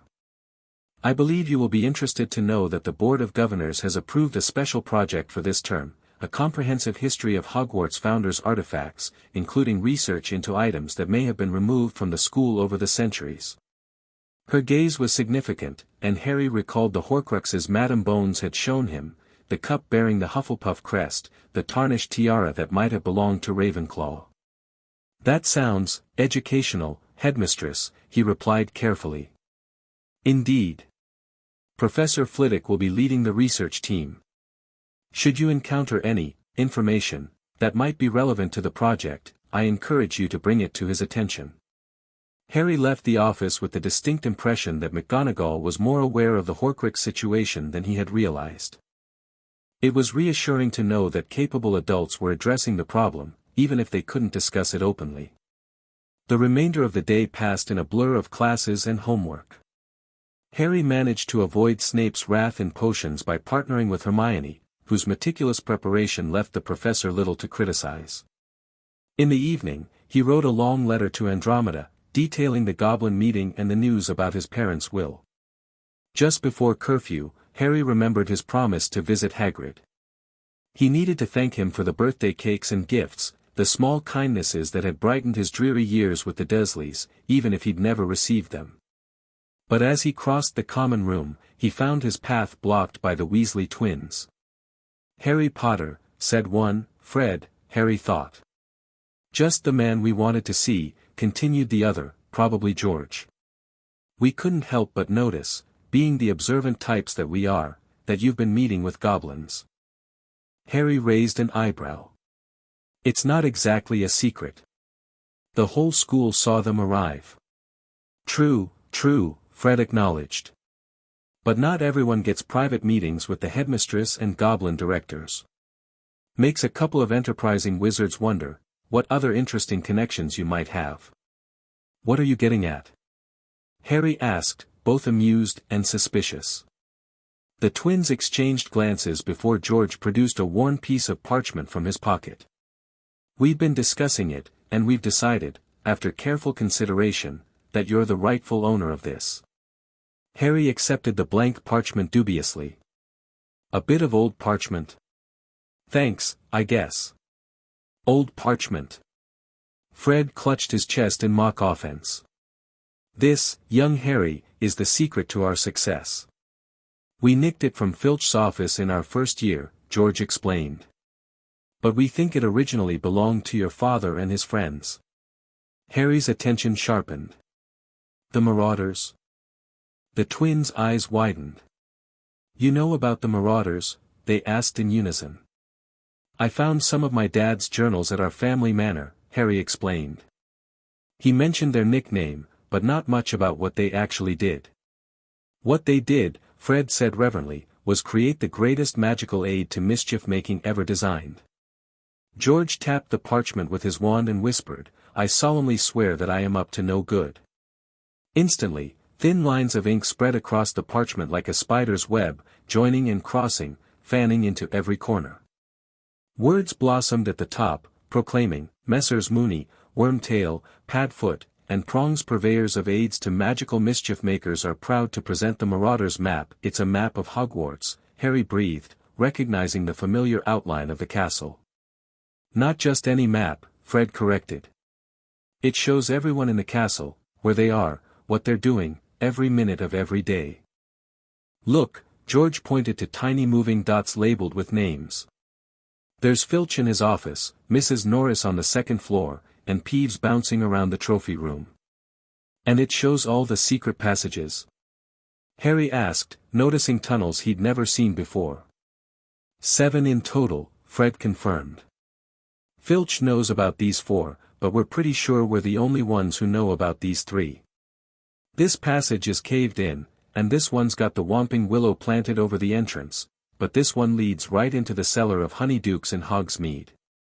Harry stared at the map in wonder.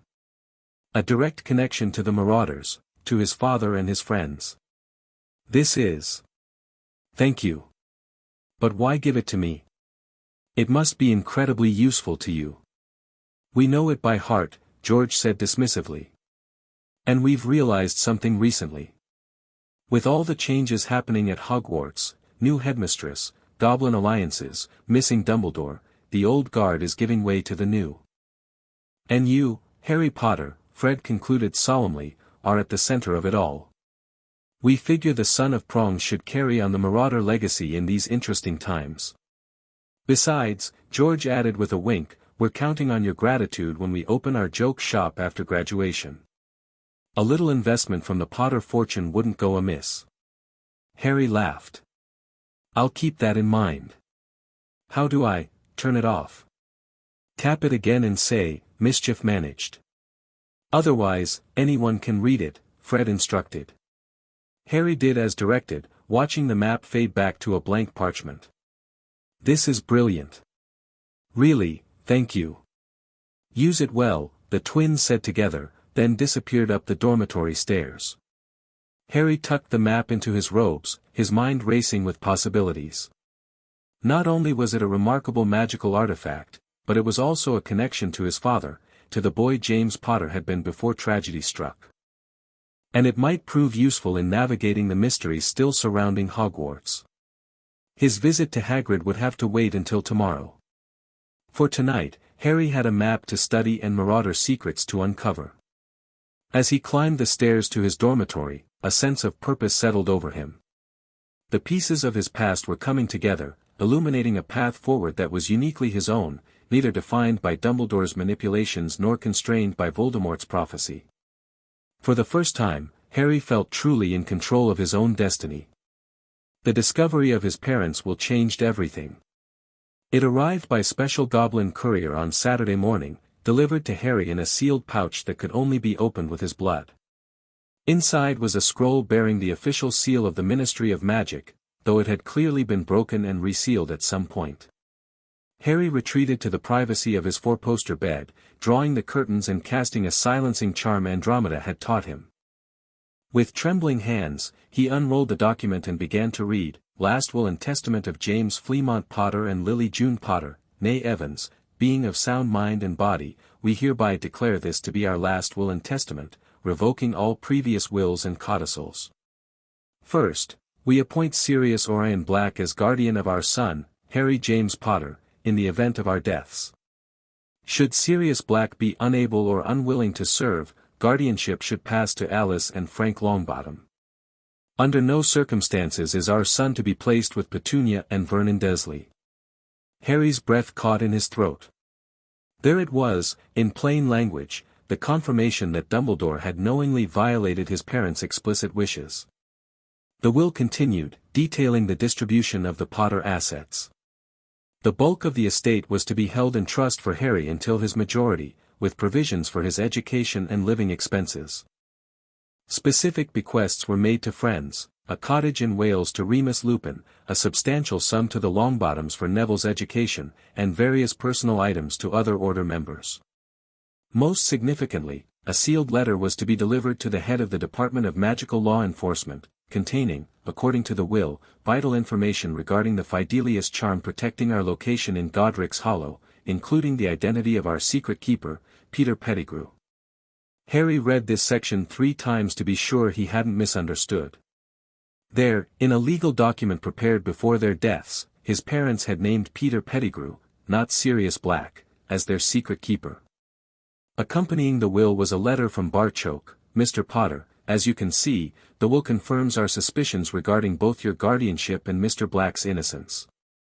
We have forwarded certified copies to Madame Bones and the Wisengamot Administrative Office. The legal implications are significant and should result in immediate action regarding Mr. Black's case.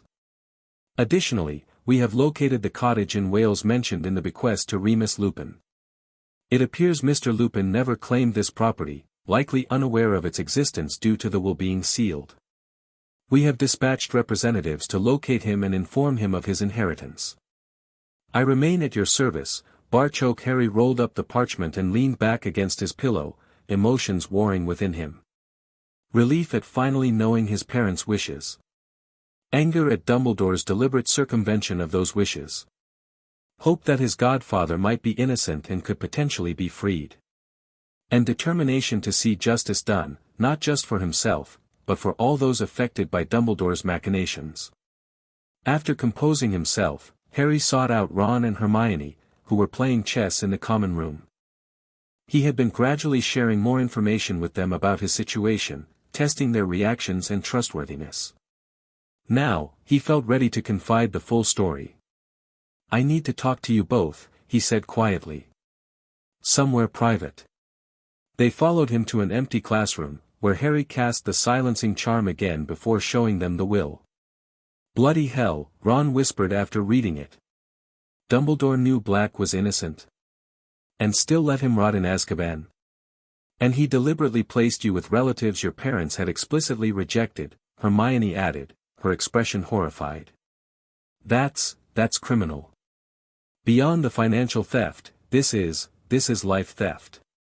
Harry nodded grimly. And now I need to figure out what to do about it. Do? What can you do? Ron asked. I mean, Dumbledore's already been convicted and exiled. The goblins are recovering your money. The Ministry's reviewing Black's case. It's not enough, Harry insisted. Sirius has been in Azkaban for 10 years. 10 years. For a crime he didn't commit. And Pettigrew, he's out there somewhere, the real traitor, living free.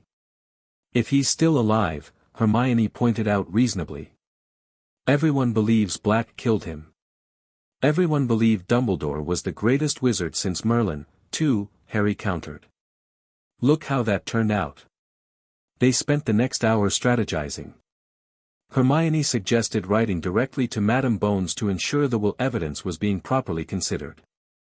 Ron, drawing on his family's ministry connections, recommended having Arthur Weasley make inquiries about the status of Black's case review. My dad works in the misuse of Muggle artifacts office, he explained.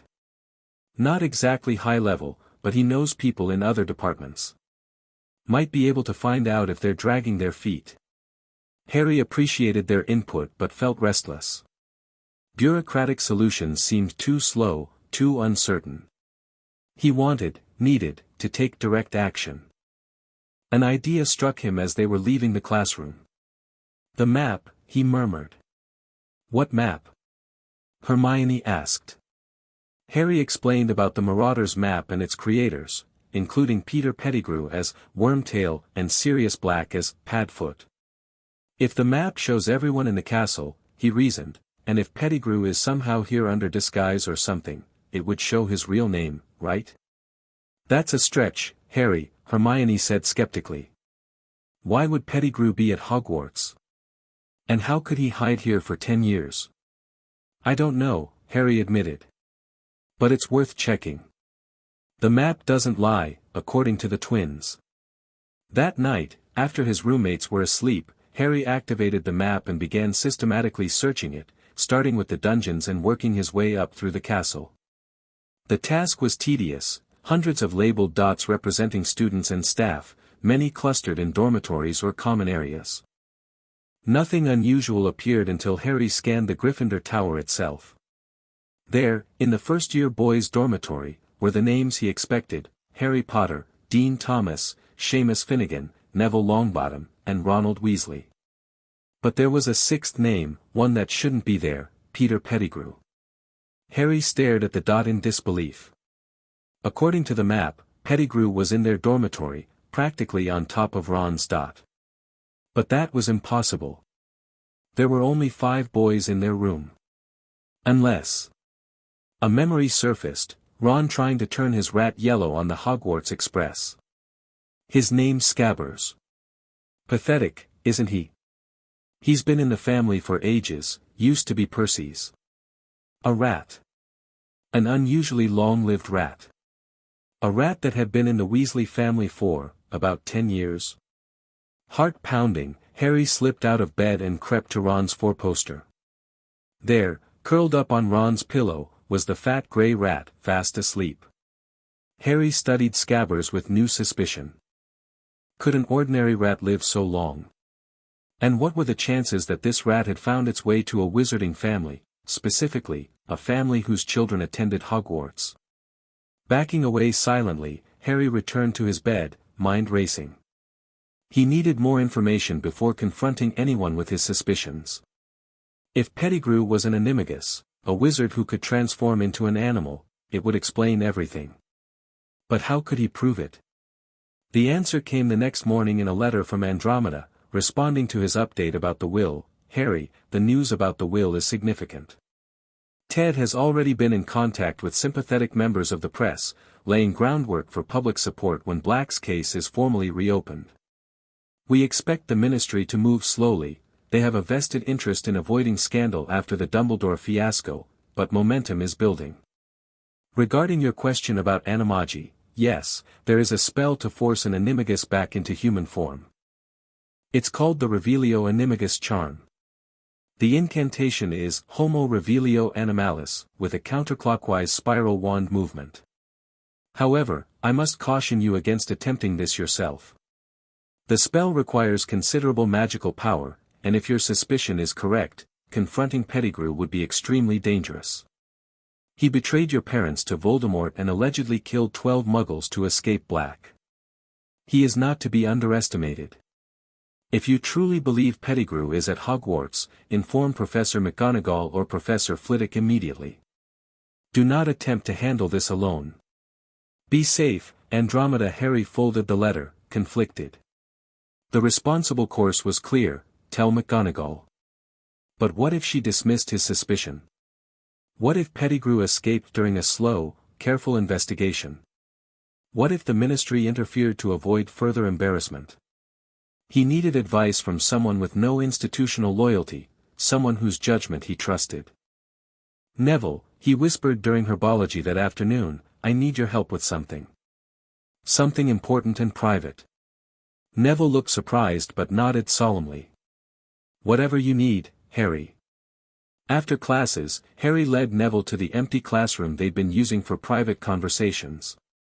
Once the silencing charm was in place, he explained his suspicions about Scabbers, showing Neville both the will and the Marauder's map as evidence. That's heavy, Harry, Neville said when he finished.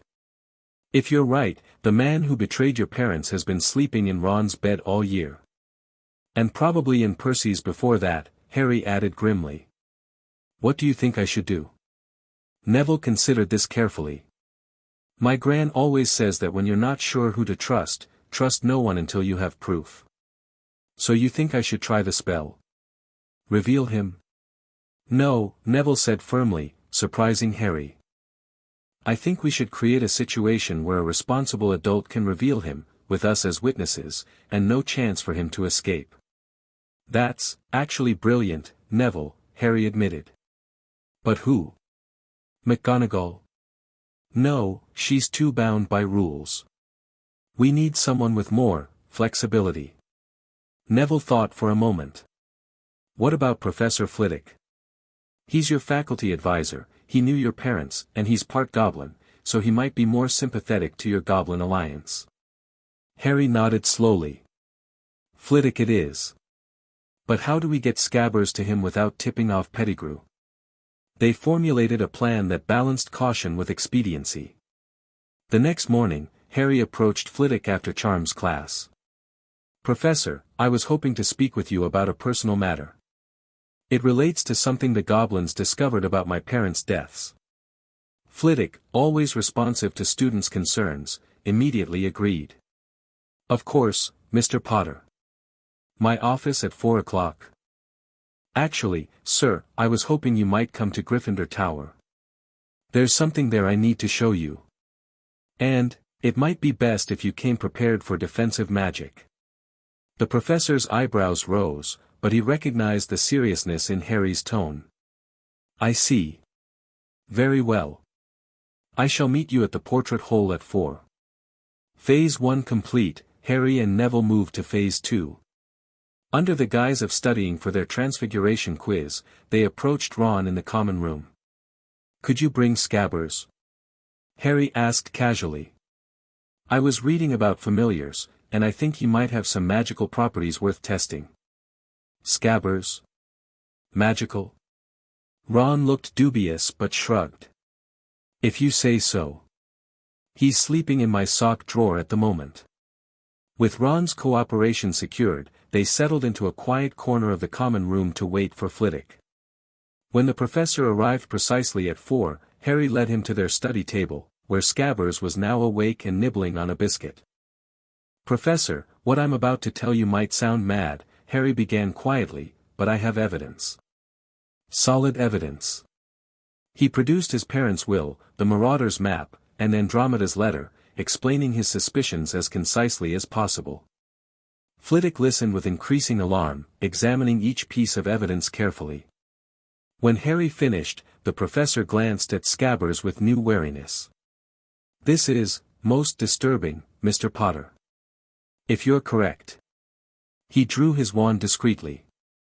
Mr. Weasley, may I examine your rat for a moment?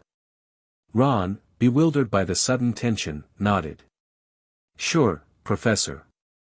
Though I don't know what, before he could finish, Scabbers suddenly tensed, as if sensing danger.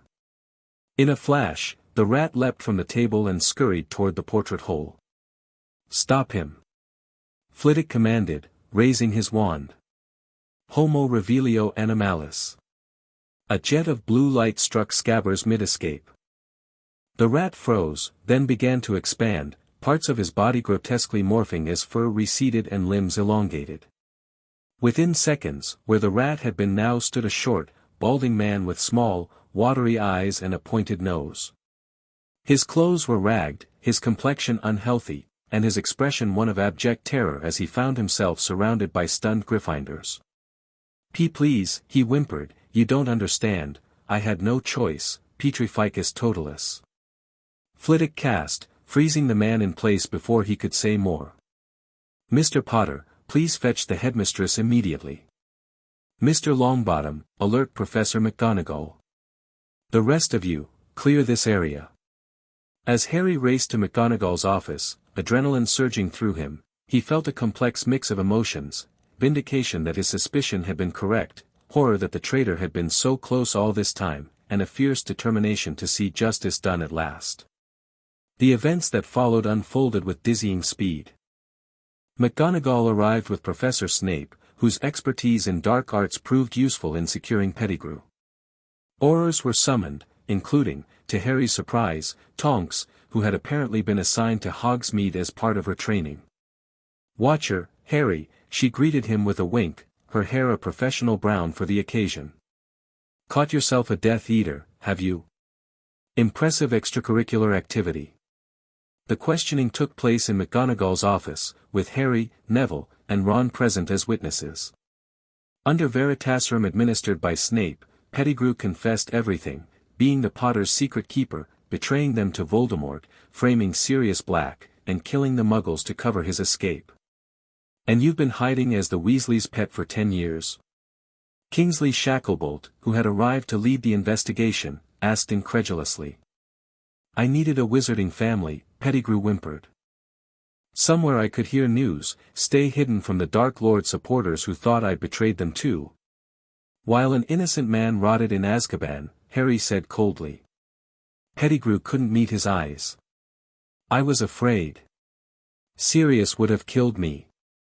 "What would you have done?" "Not betrayed my friends," Harry replied simply. "Not let someone else take the blame for my crimes." As the Aurors prepared to take Pettigrew away, McGonagall turned to Harry with an expression that mingled astonishment, pride, and concern. "Mr. Potter, while I cannot condone the reckless nature of your investigation, I must acknowledge your persistence in pursuing justice. 20 points to Gryffindor for loyalty to family." "Thank you, Headmistress," Harry replied. "What happens next?" "With Sirius, I mean." "Madam Bones has already been notified," Kingsley informed him. "Given Pettigrew's confession and the evidence from your parents' will, she's authorized Black's immediate release from Azkaban. He'll be transferred to St. Mungo's for recovery and debriefing." "I want to see him," Harry said firmly. "In time, Mr. Potter," McGonagall assured him.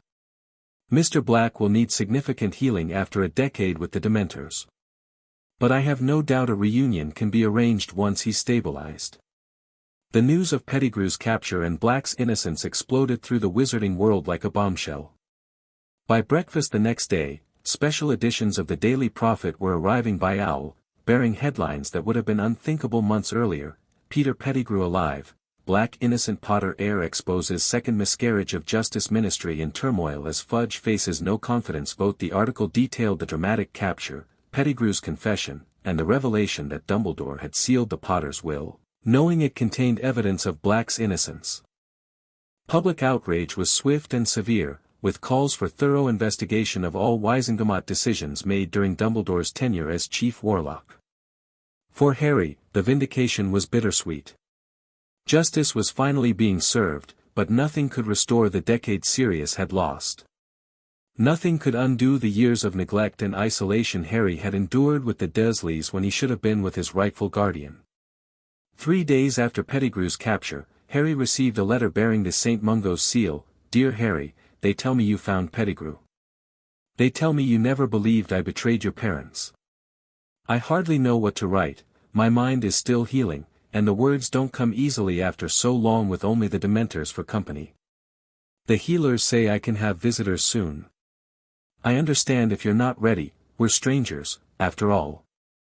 But I want you to know that not a day passed in Azkaban when I didn't think of you, worry for you, and regret failing you and your parents. I'm told you've been staying with Andromeda. Good. She always had a level head, even if she did marry a Muggle-born. Joke, I never shared the black family prejudices. I hope to be well enough by summer to offer you a proper home, if you'd consider it. No pressure. Just know the option exists. Your godfather, Sirius P.S. Your father would be bursting with pride at how you handled the Marauders map. Prongs lives on in his son. Harry read the letter several times, tracing the shaky handwriting with his finger. A home with Sirius, his parents' chosen guardian. A connection to his father through one of his best friends. A chance at the family he'd always wanted. As spring blossomed across the Hogwarts grounds, Harry found himself looking forward with hope rather than apprehension. The shadows of Dumbledore's manipulations and Voldemort's threat remained, but they no longer defined his existence. With friends like Ron, Hermione, and Neville, allies like the Goblins and the Tonks family, and now the promise of a relationship with Sirius, Harry felt equipped to face whatever challenges lay ahead. In early June, as exams approached, Harry was summoned to McGonagall's office one evening. There he found not only the headmistress but also Madame Bones and, to his surprise, Barchoke. Mr. Potter, McGonagall began, I apologize for the interruption to your studies, but a matter has arisen that requires your attention. Madame Bones stepped forward. We've completed our analysis of the items found in Dumbledore's hidden vault. As you know, several were identified as Horcruxes belonging to Voldemort. Harry nodded cautiously. Have you destroyed them? All but one, Bones confirmed. The researchers made a discovery during the process that concerns you directly. Barchoke's expression was unusually solemn. Mr. Potter, our curse breakers detected a similar dark magical signature in the curse scar on your forehead. Harry's blood ran cold. Are you saying I have a Horcrux in my scar? We believe so, Madame Bones said gravely. A fragment of Voldemort's soul, embedded there the night he tried to kill you. It's likely an accidental creation. Horcruxes normally require elaborate ritual preparation. Can it be removed? Harry asked, fighting to keep his voice steady. The adults exchanged glances. That's what we're working on now, McGonagall assured him. A team of specialists from the Department of Mysteries, Goblin Cursebreakers, and even consultants from abroad are developing a procedure. They believe it can be extracted without harming you. When? We hope to be ready by midsummer, Barchoke replied. The process will require your consent, of course, and the presence of your guardian. Sirius, Harry stated. It has to be Sirius. Madame Bones nodded. His legal status as your godfather has been fully reinstated. He's recovering well at St. Mungo's and should be released within the week. We wanted you to know before the end of term, McGonagall added, so you could prepare mentally. This will not be a simple procedure, but removing the Horcrux is essential to both your well-being and the permanent defeat of Voldemort. Harry absorbed this information with remarkable composure. The knowledge that he carried a piece of Voldemort's soul was horrifying, but it also explained so much, the dreams, the strange connection, the pain in his scar when Voldemort was near. I understand, he said finally. I'll be ready when the time comes. Barchoke regarded him with something like pride. Your resilience continues to impress, Mr. Potter. The Goblin Nation remains committed to your protection and recovery. Thank you, all of you, Harry replied sincerely. For telling me the truth, for finding a solution, for everything. As he left the office, Harry felt oddly at peace. The road ahead would be difficult, but for the first time, he faced it with full knowledge, surrounded by people committed to helping him succeed. No more secrets, no more manipulation, no more decisions made about his life without his input. The final weeks of term passed in a blur of exams, farewells, and preparations. Harry excelled in most subjects, particularly defense against the dark arts and charms. Even potions saw improvement once Snape, perhaps influenced by Pettigrew's capture, reduced his overt hostility to merely cool professionalism. On the last evening before departure, Harry visited Hagrid's hut with Ron and Hermione. They sat in the garden, drinking tea and discussing the extraordinary year. "You've had quite the first year, Harry," Hagrid observed. "Exposed Dumbledore, caught Pettigrew, freed your godfather, not to mention regular classes." Harry smiled. "It wasn't exactly the quiet school year I was hoping for." "Quiet? At Hogwarts?" Hagrid chuckled. "Ya picked the wrong school fair that, especially bein' who ya are." "At least next year should be calmer," Hermione reasoned. "With Dumbledore gone and the school running properly again." "Don't count on it," Ron warned. "Fred and George reckon things are just getting interesting. The political situation's still a mess, and all those Horcrux things aren't fully sorted yet." Harry appreciated his friend's concern but found he wasn't dreading the challenges ahead. "Whatever comes next, we'll face it together. That's the difference now, I'm not alone anymore." Hagrid beamed at him. "That's the spirit, Harry. Your parents would be right proud of ya, they would.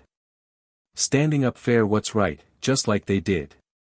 As they walked back to the castle in the golden evening light, Harry reflected on how dramatically his life had changed since his 11th birthday. The lonely, ignorant boy locked in a cupboard had discovered not only magic but also friendship, heritage, and purpose. The Goblin King's justice had been the catalyst, but what followed had been Harry's own journey, his choices, his actions, his willingness to seek truth even when it was difficult. Dumbledore had tried to shape his destiny from the shadows, Voldemort had marked him as an equal. But Harry was forging his own path now, guided by the values his parents had embodied: courage, loyalty, and love. The Hogwarts Express would depart tomorrow, carrying him toward a summer of healing and reconnection. Sirius awaited, along with the procedure to remove the Horcrux. Beyond that lay second year, with its own lessons and challenges. And somewhere in the future, a final confrontation with Voldemort, not as a pawn in someone else's game, but as his own champion, surrounded by allies who stood with him by choice. As the castle's lights beckoned them home for one last night, Harry Potter walked with his head held high, his step confident, his heart full. The boy who lived had become the young man who chose, and that made all the difference. The end. Thank you for watching this video. Please be sure to subscribe to our channel and like this video.